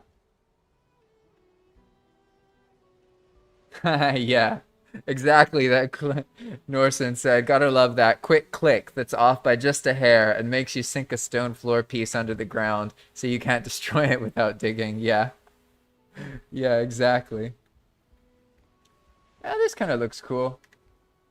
Now, which looks better, though? That one or the Ashwood? I think probably the Ashwood, but really depends. I'll just throw in these. I'll use them in the shelf part and then also in the section about windows. Because it looks like I can frame this whole video. It's going to be about different ways to build with Ashwood. But it can be framed like, here's some windows you could make. Here's some doorways. Here's some floors. Here's some walls. And then I'll give different examples. And then each one will be really simple. I'll just make one of them. And then the people can copy that. And they won't feel too intimidated that it's by, you know, some big crazy contraption or something like that. In that case, I think all that I want to add is maybe one more way to use this. Like, how can I use this thing in a way? Because it's actually quite a big, chunky piece, and it's got some nice details, you know? So I could add it as, like, a doorway. Maybe I'll just make it so, like, this is... Here, one second. I could just make it so there's a doorway section in the video, right? And this is the thin doorway, and it doubles over like that. And then another one is like a thick doorway. You know what I mean? I don't know exactly how to word that, but I'll figure it out. Outside lamppost with the diverger light. Oh, that's a good point. The lights. Yeah, that's a whole other thing that they don't have much practice building with, like these kind of things, right? Oh, so you clip it in? Is that what you're saying? I think I know what you're talking about now. So basically you go like, bum, bum, bum, maybe like this, and then like that, and then you do this thingy. Something like that, except the light is like inside it. Maybe I'm using the wrong one, actually. Yeah, I could imagine something like this.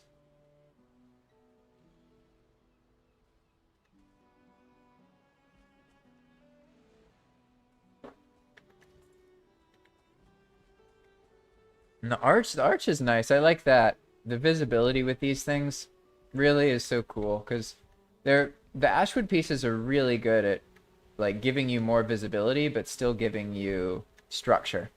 So in that way they work really well. And I'm actually confident now that we have enough here for this Ashwood video. So I'm kind of wondering now, do any of you have any ideas of like Norson Wells? You've given a bunch of inspiration. So now I know that I could make like a very basic building tips video, like simple tricks, like using that door. Also like this. You know, I didn't know that, and I've only recently started doing it habitually, right? Where you don't have to go into the menu, you can just select the piece and click, right? This kind of stuff. So I can make a whole video that's just basic tricks. That's one video. This Ashwood guide, that's another video. The fire burning system, that's another video. The rain, how the rain damages the wooden pieces and how to deal with that, how to plan ahead, how to fix it, or how to not have to deal with it, rather, in the first place. That's another video. And they can be short. Like, it doesn't, again, it doesn't have to be something that's like a long guide. It just needs to be a clear subject that I can then cover in one video. So, fire burning, rain, building tricks, building with Ashwood. One second.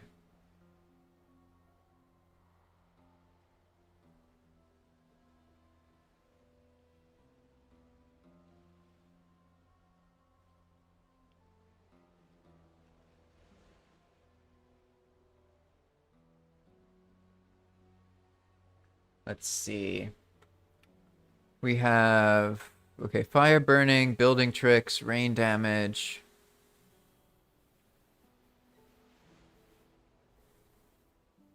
My brain has just blanked. I mean, I should probably do one about structure. There's a lot of good videos already about structure, but I guess it doesn't matter. I just need to, like, give a shot at explaining everything pretty much from the ground up. Because, like, my channel needs to be a place that is useful for all kinds of Valheim players, whether you're a new player, whether you're a server manager, whether you're a mod developer. It needs to have something for everybody.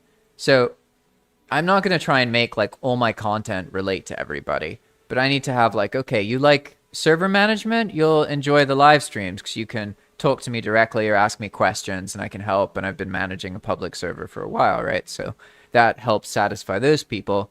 But most people aren't server managers. Server managers are like maybe 1 out of every 1,000 players. So that's super niche.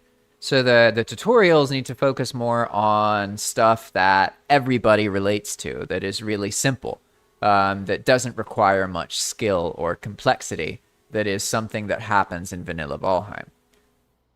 It's almost relieving, actually, because with EWP, it's like limitless how much content I can make. But in vanilla Valheim, there's like more finite constraints, right? Whereas if I like start making Enigma content, it's like, oh, here's the problem, and here's just a solution. You know what I mean? Like, I can always just make a solution to the problem. Whereas in vanilla Valheim, you can't just script a solution, right? Let's see. So Norson Wells says, either just with the arch or with the crow arch snapped from the back of it. You can also snap the suspended brazier in the crow's beak if you can create... Oh, that's cool. That's a smart way to do it. So you use that... the raven ornament, right? This one? That'd be cool. I never thought of putting a light into the beak so it looks like they're holding it. That is a cool idea. I know you can do this kind of stuff a lot more easily with Gizmo, that's for sure. Yeah, I see. So you would place this first, and then you can get it so that when you place the crow, it would cover... Yeah, so basically, if I built it like this... Let's see, actually. Can I place this? I need to make a diverger lantern. I think I see what you're talking about. I want to try it. 1 second. I need to make a lantern. An arbalist. I guess I made an arbalist. Okay. That works. I actually wanted to, probably when I actually play next, I'm going to make it all about... Skull and Hadi is going to be, like, the weapon I try and use and empower. Because I really like fast weapons. But for now, I'm not going to worry about that. I want to try... just a quick visual illustration of what you were saying.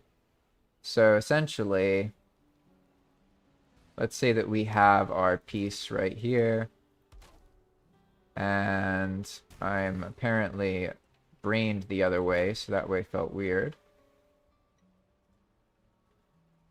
I'm not going to do this the proper way. I'm just going to try something here. So basically, if you set it up right, I think based on what you're saying, you could make it so that, for example, it's like basically like that, except, yeah, like from that side. Makes sense? So I didn't tie it up perfectly, but I can definitely imagine how making it look like the raven is holding that lantern, that definitely time on something that doesn't end up mattering. Let's see. Oh, yeah, I see my connection is wrecked, isn't it? I see that my my dropped frames number is currently 65%, which is horrible. It's going down. Yeah, there we go. Now it's like 40%. I don't know what that was about. I had a bunch of problems there, so... Let's see, Norson says, so think of the top arch as a 2-meter beam, snap a 1-meter beam into it to give you a new snap, then put a 1-meter pole there. Ah, yeah. So basically, you make it so you build the things so they snap into each other if you do it in a different order. That makes sense. That makes a lot of sense. If you want to make a list of like things you think are good building tricks, that would be really useful, to be honest. Because now I feel happy about the Ashwood things. I've found enough to make like a solid, like basic beginner building video that'll just teach people how to get more comfortable with it. Um, but then I have to grapple the reality that I need to make 3 videos a week indefinitely. So let's see. One moment. All right, we have fire burning, building tricks, rain damage, Ashwood, basics, and then KG's blueprint tool. I'm trying to remember. I feel like there's a couple other video ideas people told me about or asked me about. Raka asked me if I could make a video for KG about his new blueprinting mod. So that's one of them. What else? I love how there's always a beehive somewhere else. It's so funny. Oh, I love this bee script. To be honest, I find it really hilarious. It was something I blind scripted. So there's always this moment where like you see something in the game and you're like, holy shit, that actually works. Like this, for example, I remember doing this because I tested it and then I was like, oh shit, what about oak trees? Because they're so big that you can like, if you spawn something in the middle of the oak tree, then it can't be seen by the player, right? Whereas, so you have to like offset the beehive from the tree, but you have to do it in a way where every tree clips into the beehive, right? So you can see here it looks a little weird, right? It's floating a little bit, but it's all good. I think it's hilarious they actually leave. So Norson says, it's a good example of what a new player can do easily enough, but that will also start to make them think about the magic of snapping points and add to it. Yeah, honestly, yeah, maybe just teaching them about snapping points in general would be a good idea, and like how to use the different snapping points. Because that could be a good video to include the door tricks, right? Because then it's already about snapping points. So I think that's a good idea. I'll add snapping points as a dedicated video.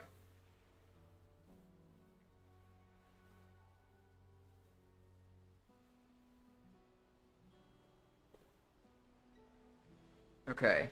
And if there's any of you who are listening and you want a tutorial about something, just let me know. I need to make a list of like 20 or 30 ideas and then I just keep churning them out. And like I need to maintain that list and I think I can do it. 3 a week should be doable as long as I stay ahead. If that makes sense. Cuz like if I am today, for example, like oh, I need to make a video for today, that doesn't work. I need to today be making videos for next week and this week's videos are already scheduled. So having a list that I maintain is fine. I can just do the same thing that I do for features in Enigma, except for videos. Because I need to like trim off some of my Enigma video making or Enigma working and convert it into tutorial making. So I got fire burning system, the rain damaging system, general building tricks, Ashwood building guide, a guide to KG's new blueprinting mod, a guide to snapping points. What else? I guess I should come up with a month's worth of video ideas, and then I should try and get them all churned out so that I'm ahead. because I can make the videos really fast. When I'm in the right mood, I move really, really quickly. It's just like getting in that right mood sometimes is hard. Like today, for example, when I started, I felt quite hopeless and sad. Now, though, I'm totally fine. Like, it's funny how, like, it can seem so reasonable, that depressed mindset, right? Where one is like, oh no, this isn't going to work because of this. Like, it sounds so logical and reasonable, but it's so not. It's so just based on how one feels in that moment. You know what I mean? Because now I've just been talking to you guys about Valheim for like, what, like, yeah, almost 2 hours. And now I feel inspired. Now I feel like, oh, everything's fine. I know exactly what to do, right? Very amusing. Oh, roofs. Yeah, roofs. Roofs in general. That's a whole one to focus on. People really struggle with a roof guide.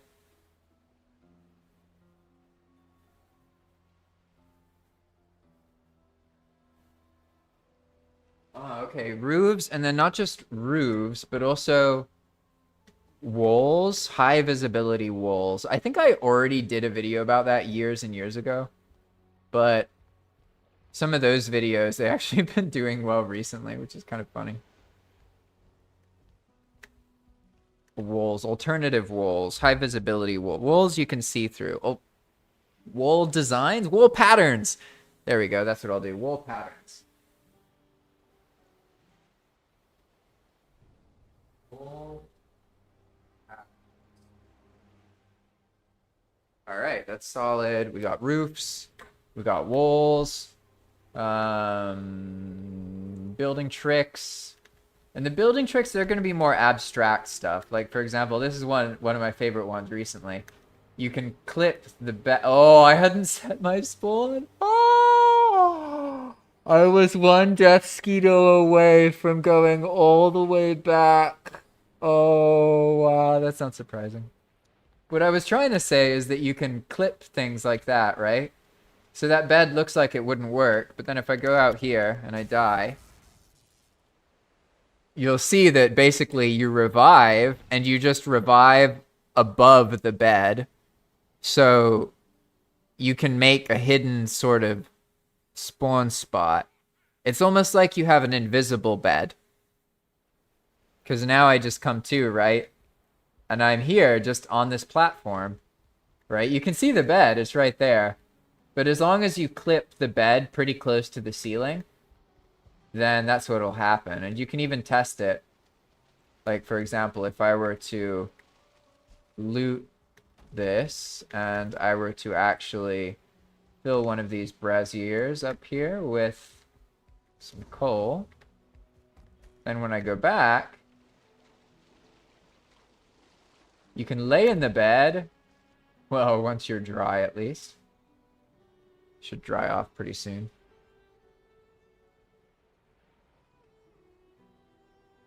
Yeah, you can lay in the bed, and then when you try and stand up, see?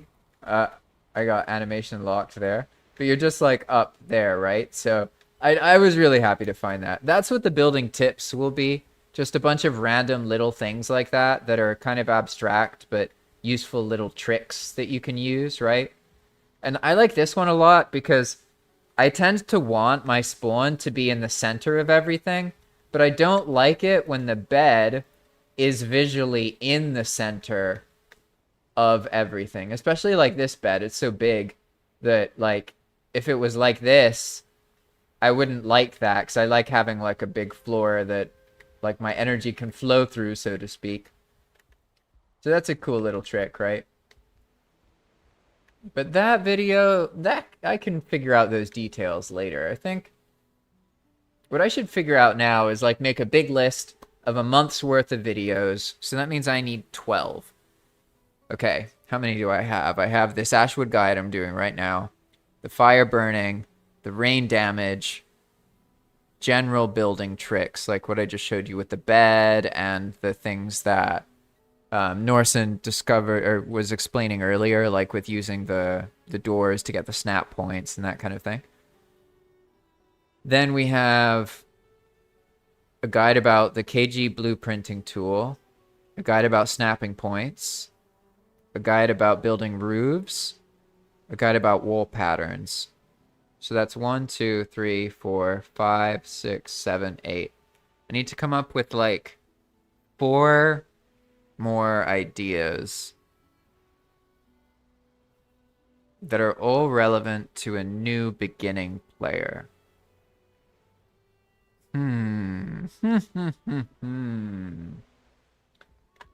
Interesting. Definitely stuff related to building. But then it's like, yeah, I also need to figure out the frequency, because ideally I could get away with 2 tutorials a week, not 3. And that helps me spread it out further, right? 3 a week is actually quite a lot. But I don't know if 2 a week is going to be enough to grow, right? So it's kind of like I need to do more, and then if it's working and I can afford to do less, I can do less. Makes sense. So for now, I guess I have to assume 3. But then what? Well, okay. I guess in that vein, if I'm making an Ashwood detailing video, I probably need to also do one for Darkwood and building with tar, right? So maybe just in general, building with tar.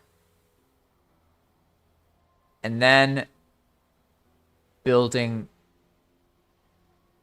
with core wood is like a little bit advanced. Yeah, I don't know how to wrap my head around, okay, building guide for wood, building guide for core. I think maybe that would be in the basic building guide. Tar, that's one I feel confident about, because it's very similar to the Ashwood. I can basically use the same mentality, how to make things look better, but starting off with really, really basic, simple things, right? So, 1 second, let me grab marker again. R building.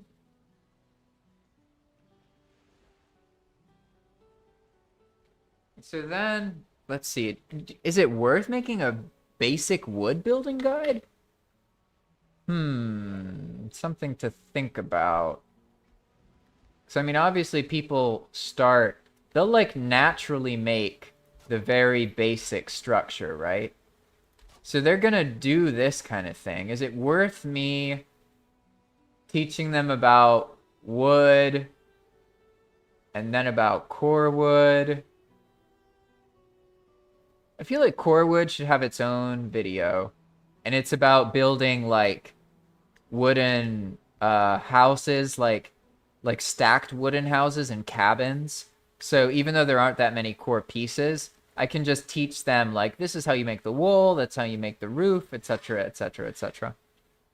So building with core wood, that can be its own. So now the only thing is, how do I do the building with wood? Do I just make, is it that simple? Is that all I need to do?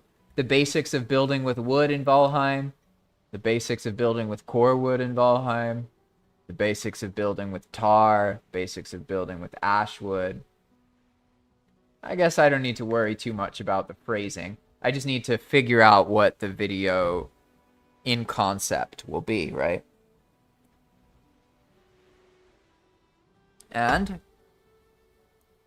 yeah, that's what I'm gonna do. All right. Basic wood building.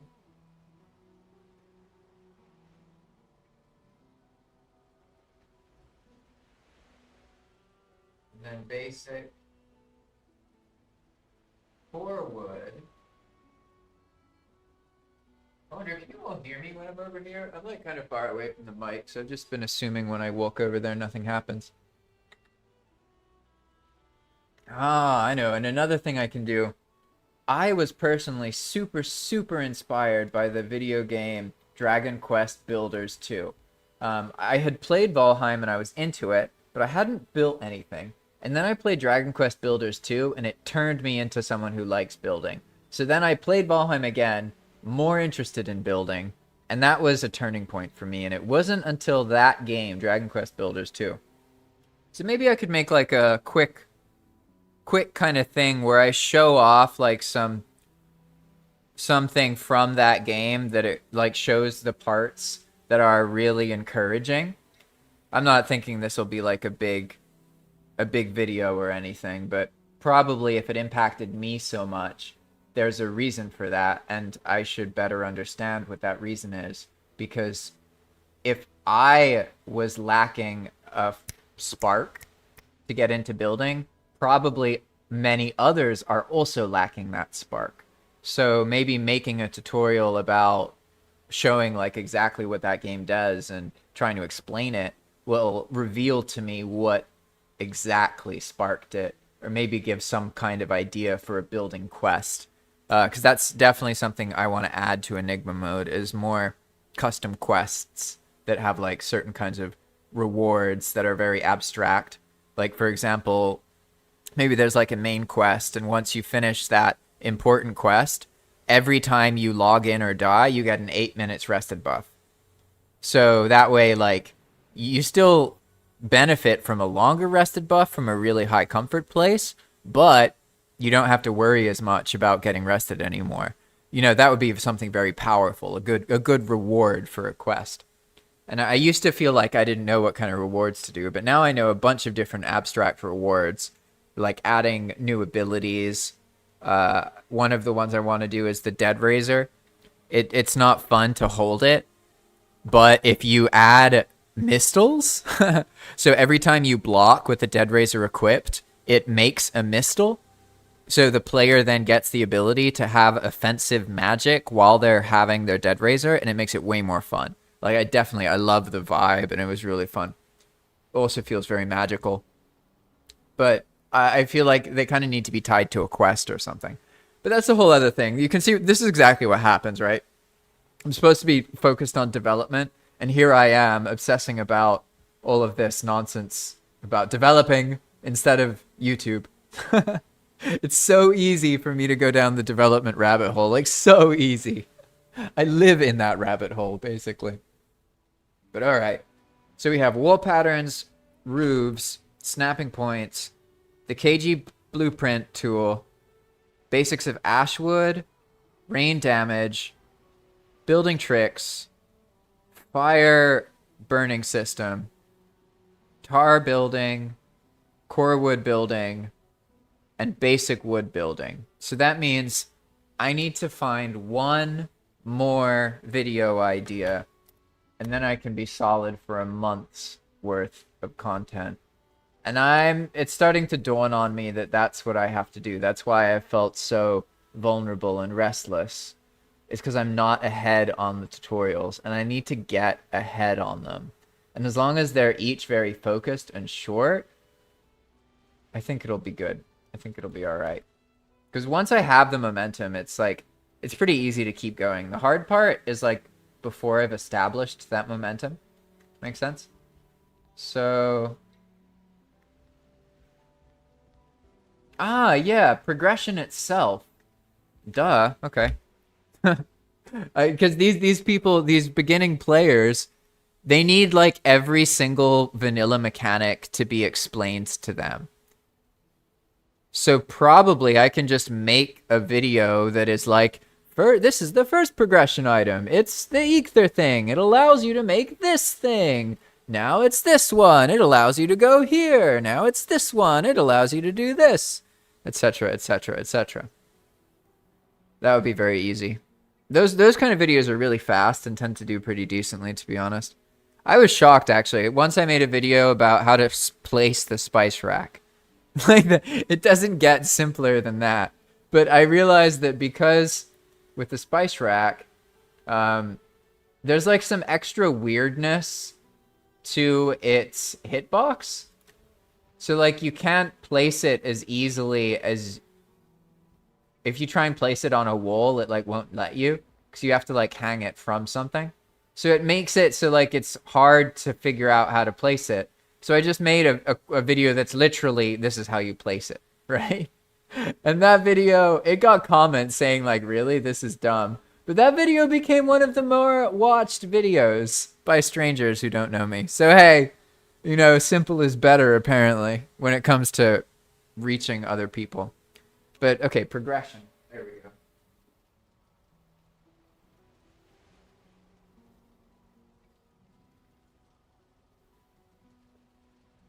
And by the way, I'm not saying I won't make any kind of EWP tutorials. It's more that I need to focus on other stuff for now. So if I get ahead on these tutorials, I'll happily make a guide all about EWP super niche stuff. But for now I want to focus on the YouTube videos so that I can, like, because basically I do my best development when I feel freed of my burdens, if that makes sense. Like, if there's something I haven't done, like I haven't cleaned the kitchen or I haven't, spent time with the hens or whatever it is, I feel distracted. So getting all these YouTube things done will make me feel like, okay, I'm doing everything I can on YouTube. If it doesn't work, it doesn't work. Right now, I don't feel that way. I'm aware that I need to make a lot of tutorials, and I'm not doing it. So I feel like I'm doing the wrong thing. Make sense? So that's why, like, I just need to get in the hang of making the tutorials. And then I think it's going to be fine. Oh, building with metal. Yeah, that's a whole other thing. So I guess how it realistically, there's a bunch of different building videos, aren't there? There would be building with stone, building with black marble, building with metal, but metal is kind of necessary to build with stone, you know what I mean? So it's like, how would I do that? I guess I would make a video just about building with stone that's really rudimentary and simple. Could also make a video about building with black marble. I already made a video about building with growstone. Although I could just, that was so long ago, I could just make another one, to be honest. The building with metal is a bit different because you don't really build a metal building. You use metal to be able to more easily use stone and growstone and black marble, right? Or to hold up other wooden structures. So metal is like more like a building tool, whereas stone and black marble and growstone are more like the building material. Make sense? So I think I know what I'll do. I'll separate it into just, okay, a stone building video, a black marble building video, a growstone building video, and working with metal. So the working with metal one is all about using the metal to build everything. Make sense? It's not just limited to the metal pieces. It's like, how do you use the metal pieces to build more of the things that you want? That'll be what it is. So let me write these down. All right. Here we have building with stone, building with black marble, building with Ralston. I probably say that all weird. Then building with metal, using metal. There we go. Well, I definitely have enough tutorial ideas for now, but I think they're too focused on building. So maybe I'll actually have like 2 months worth of ideas here. Because I do want to make building tutorials, but I should also make tutorials about things in the game that aren't related to building that people struggle with. Make sense? Like probably the ballista, for example, and the trap. These could probably get like their whole a dedicated video. Because to be honest, I'm not even sure how to use these that effectively. I know like what their intention is, right? To like it's base defense. But I don't know. That to be honest, that's also something further in the game. I'm not sure it would make a great video, but like anytime there's confusion about anything, that's a chance for a video basically. So there's probably something you could do about all of the spiky things. because there's 3 different ones. That probably alone is its own video. Like, the base defenses, or like, traps, rather. Oh, yeah, that's a good point. Norson says, how to make an even slope or a flat surface for a build. Yeah, that's a great point. Like this little path here. I had to do this a lot to get it to look the way it does. So that makes sense, to be honest. That definitely makes a lot of sense. And it's not even perfect, but you're right, though. People get confused by it, and they need to, like, know a procedure. So that's a good one. Flats and slopes. How would I phrase that? Flats and slopes. Terraforming. Do you think if I just say terraforming? Yeah, I guess I could then just explain how to make a flat, how to make a slope, how the raised ground works, etc. One moment.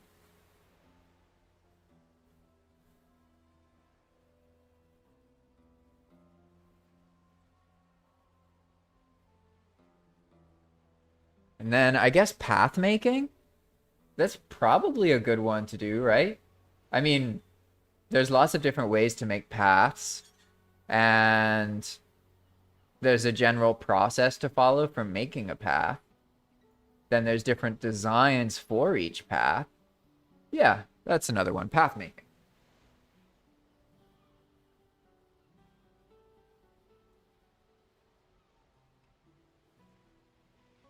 Awesome. Oh, thank you so much, Norson, by the way. You've been given some great tips here that are really helpful. Let's see. I'm never going to make a video about trenches. I refuse! I refuse! I'll find a way to make it about stoned ground, but I won't show them how to make trenches. I know what I'll do. I'll show them how to, like, raise ground in the water to bring it up. I'll make the trench in the water so it looks like it's not used to stop mobs. I just hate how trenches look, to be honest. There's something about that fills me with instant fury. Oh, look at that. That fun local wildlife over there. Let's see, there's the farming. I don't know if I can really help too much with the farming, though. I feel like I can describe the building. People are hung up about building, and they identify as not being a builder, and they could really use the encouragement. Where certain things like explaining the farming system,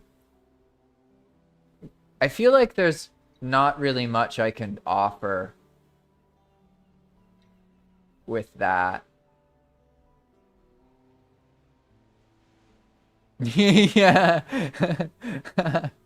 JP like Team Magma. Raise the ground, remove the sea. Make everything available for building. Yeah. That's funny. Yeah, how did they square that? Because in Emerald, there was Magma and Aqua, right? And they were fighting. I don't remember how they square it at the end. Because in Ruby, like, Team Magma is the evil team, right? And they're trying to flood the world with lava so that it's a bunch of land. And then in Sapphire, Team Aqua is the evil team, and they're trying to flood the world because they believe that then there'll be more health because oceans are what make the land healthy.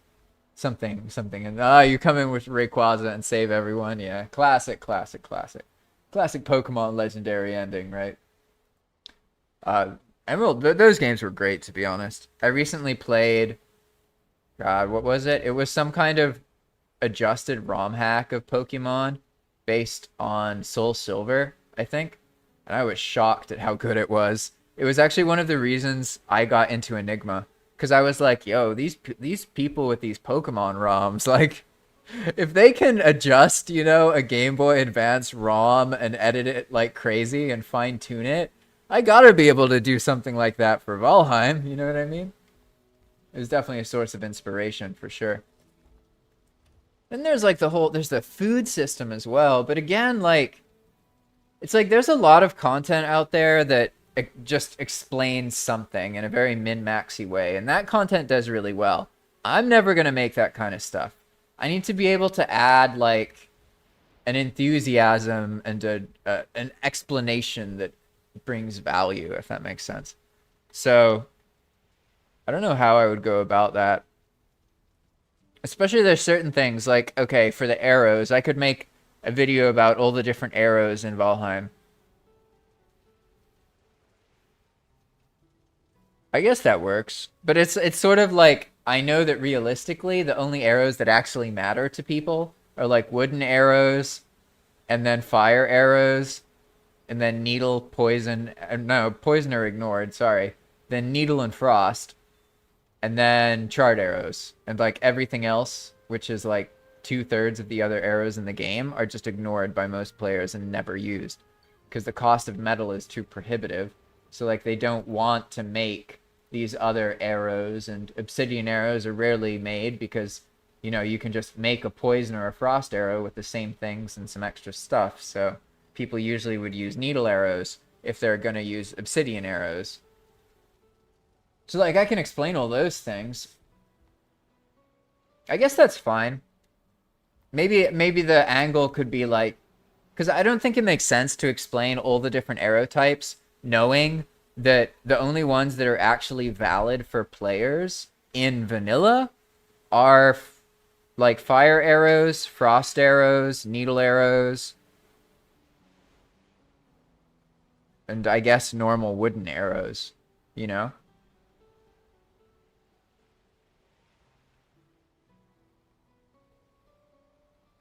Still food for thought. I guess, yeah, so I could be like, the angle could be like, what arrows in Valheim are worth using? Makes sense? Because then I don't have to teach them about everything. I just teach them about the best arrows in Valheim and why they're so powerful, etc., etc. Because now I know, like, poison arrows suck in normal Valheim. I know that because I had to upgrade them 3 times to make them even useful. So, like, I know that in Enigma mode, the elemental arrows are really good.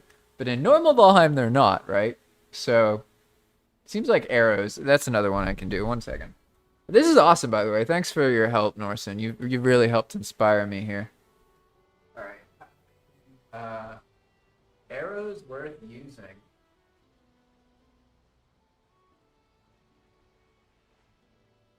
And progression.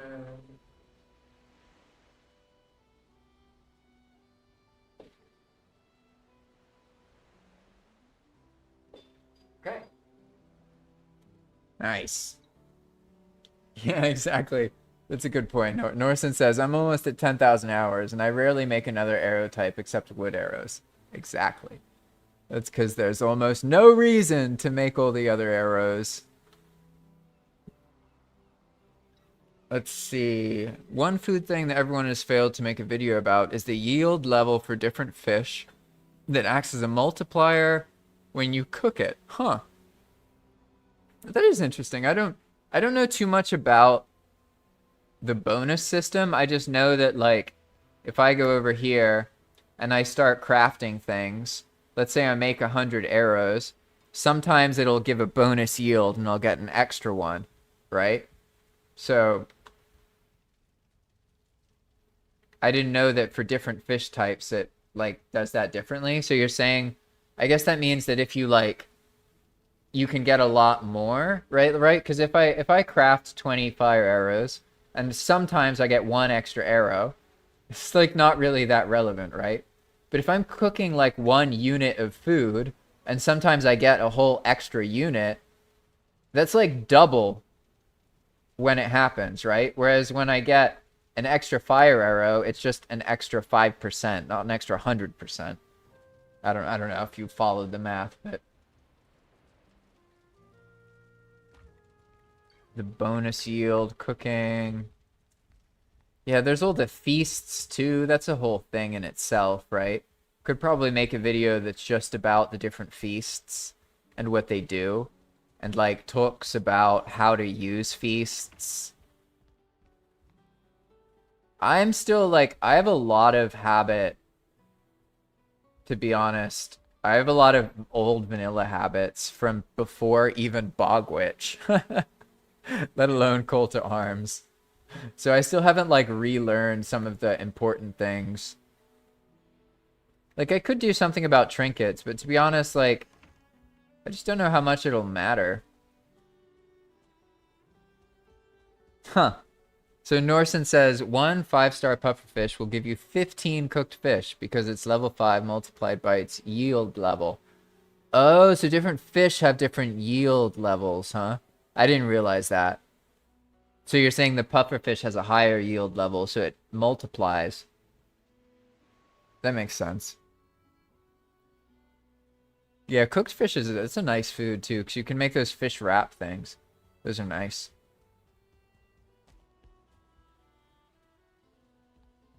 Building with circles. Circular building. There we go. That's a whole other video. I know technically none of these are circles, right? Like this is not circles. This is like an octagon or something. But whatever. I'm just going to call it circles.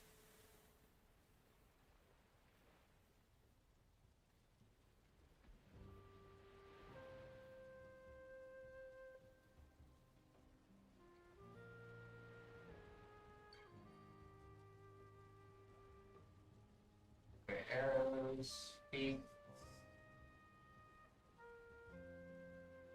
Hey, this is feeling more and more and more possible. now let's see. Now our list includes okay, basic wood building, core building, tar building, ashwood building, the fire burning system, the wood rain damage system, basic building tricks, the blueprinting guide for KG's new mod, a guide to snapping points, a guide to roofs, a guide to wall patterns, the progression in Valheim, building with stone, building with black marble, building with growstone, using metal while you're building, or how to use metal in building, terraforming, path making. The terraforming, just to be clear, that's like raising the ground, flattening it, and making slopes. And then path making is like the procedure of like removing the stuff, making a first layer, adding depth, blah, blah, blah, blah. So I have a specific thing in mind. Then we have the arrows that are worth using, and then circular building and feasts. So in total,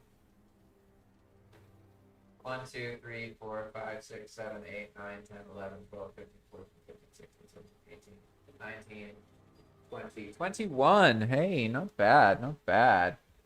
Getting closer. I guess, like, realistically, 2 months worth of ideas. What's that, 24? Yeah, if I do 3 tutorials a week, that's 12 a month. So 24 is 2 months out. And 2 months is the amount of time I need to make all this work. So I guess that works out. 2 months. Yeah, then I could figure out if it's growing enough, maybe I can get away with going down to 2 tutorials per week. But who knows? Now I kind of want to figure out 3 more ideas. 3 more ideas, and then I have all the ideas I need. Don't need to brainstorm anymore, and I can just focus on churning out those tutorials. So let's see. I don't want to do one about planting. I just have a feeling I can't really make that work. I would just be listing all the plants and like what food you can use them for.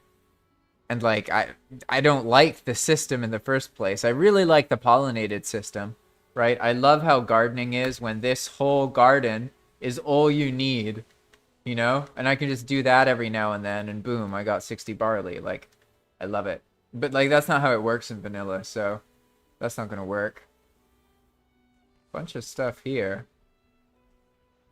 Looks like we got visited by a friend. Is that locks? Are they like inside here? What are you doing here? He's inside the house. I don't like that. I don't like that at all. No. No, no, no, no, no. You can stay. Okay, I'm gonna leave them. Just gonna get out of their way and go back to where I'm safe over here. Let's see, there's the ash vines. Those are really cool. I like these things, but nah, that's not good for a tutorial. Building, crafting, mead making, work-based extensions, weapons, armor. Nothing, none of that sings to me right now. I just need 3 more solid ideas, though. 3 more. Light sources. Storage, no.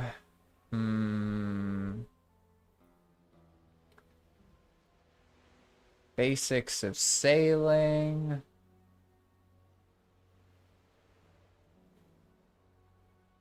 The light sources could help, but I don't know. Really, I don't know. I feel like people do like knowing about the light sources and which ones like cause problems, which ones can make fires, etc. But it seems like not as widely appealable. At least that's what my gut is telling me right now. Then there's the extensions, fermenting. I guess meads. I could just make one about meads. That sounds more interesting, to be honest, because there's a bunch of meads people haven't necessarily used yet. Because now we have all the meads from the Bog Witch, right? So that sounds more promising. Yeah, one second. Meads and potions.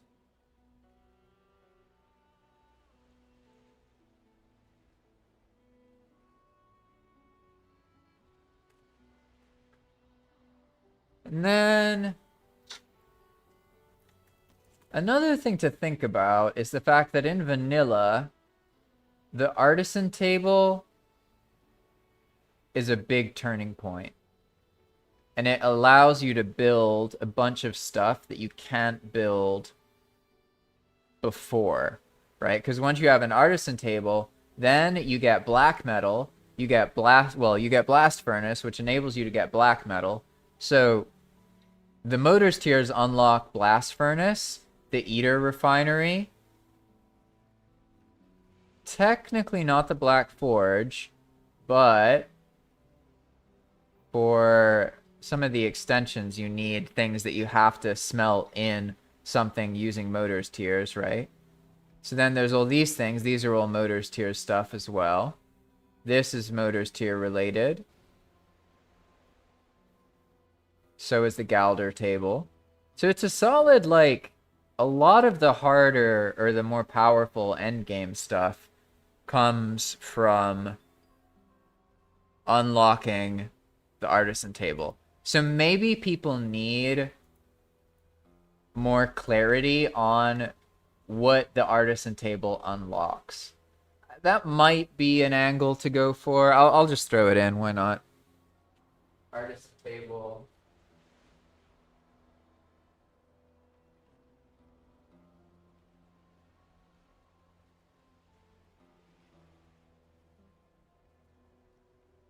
Then, all right, what do we have here? We're at 2, 4, 6, 8, 10, 12, 14, 16, 18, 20, 22, 23. I just need one more. One more idea. Trimming. I guess I could just make a video that's all about trimming, because some of the videos can have like parts that are not like literally the same recording, but in the Ashwood video guide, I can talk about trimming. But then I can have a video that's just about trimming. If that makes sense. Yeah, that would make sense to me. All right. Awesome. That's it. Haha. All right, everybody. One moment here. I'm going to write this final thing on this list.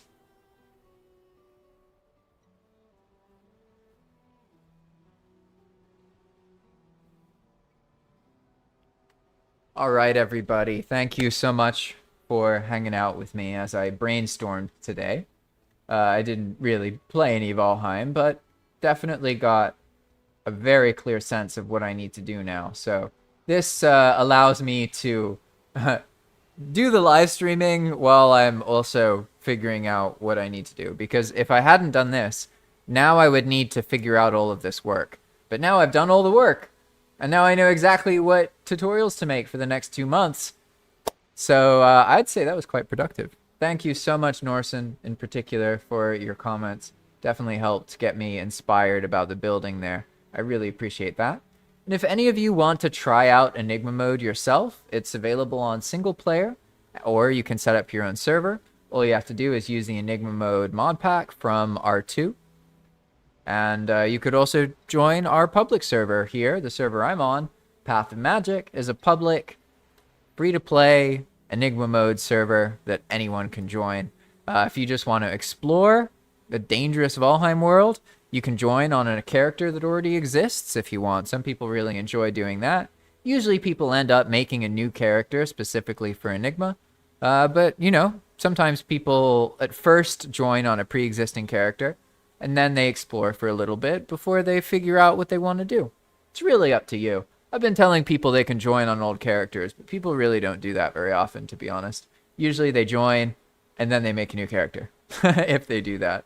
But anyway, thanks for watching, everybody, and I will see you on the next video. Oh, by the way, the next live stream, I'll be playtesting Dakar's Heimdivers project. So if you want to check that out, you're welcome. Heimdivers is another EWP scripting project ran by Dakar, who helped teach me about EWP. We help each other a bunch. He's helped with loads of scripts in Enigma Mode, and I've helped get him up with the server and help him with some of the management stuff. It's been awesome, really. I'm really glad I met Dakar. I've never met him in real life, but, you know, I definitely would like to at some point. He's a cool guy. Definitely a genuine person in a time where there isn't a lot of genuineness, if you know what I mean. I always notice when people like are willing to take the time to explain something when they might not like be required to. You know, I notice when people do that. Dakar is really helpful. He explains things and is very helpful to a lot of people. So mad props to him. And if you're enjoying stuff on Path of Magic, like Dakar's a part of why that stuff is possible. Like he made trade shelves, the conveyor system, the death leaderboard. There's other things as well that he's helped in other ways, but the Enigma paths are probably the biggest thing. If it wasn't for Dakar and Teensy, that whole system wouldn't exist. So, like, that's become the backbone of Enigma Mode. So, yeah, Dakar's a very influential person to this project. So, I want to help him out in whatever ways that I can, and what I'm going to be doing this Friday is streaming on his EWP project Heimdivers, which is now available for people to try out and test if you want to. You can learn more about that. Check out his Discord if you want to see where that is. But that's where I'll be. So on next Friday's stream, I won't be playing on Path of Magic. I'll be showing off the Heimdivers project. So that'll be cool. And I don't know how I'm going to handle that, if I'll just talk about what I'm doing. I'm not entirely sure. Because also the week afterwards, I'm joining during stream time a project by Captain Crumbs and Splash of Pain in them, and they're doing this like battlefield thing. So I'll just be one of the team members. So I'll live stream, but I won't be narrating in the way that I normally do. I'll just be like hanging out and like recording. So that'll be a different live stream. But I'm just letting you know, like this Friday, I'll be on Dakar's, and then the next Wednesday, I'll be on Captain Crumbs showing you that kind of thing. So you'll have two different kinds of live streams instead of me just babbling about mechanics and talking about Enigma and ranting about the intensities of the reality we exist within. All right, everybody. Have a great one.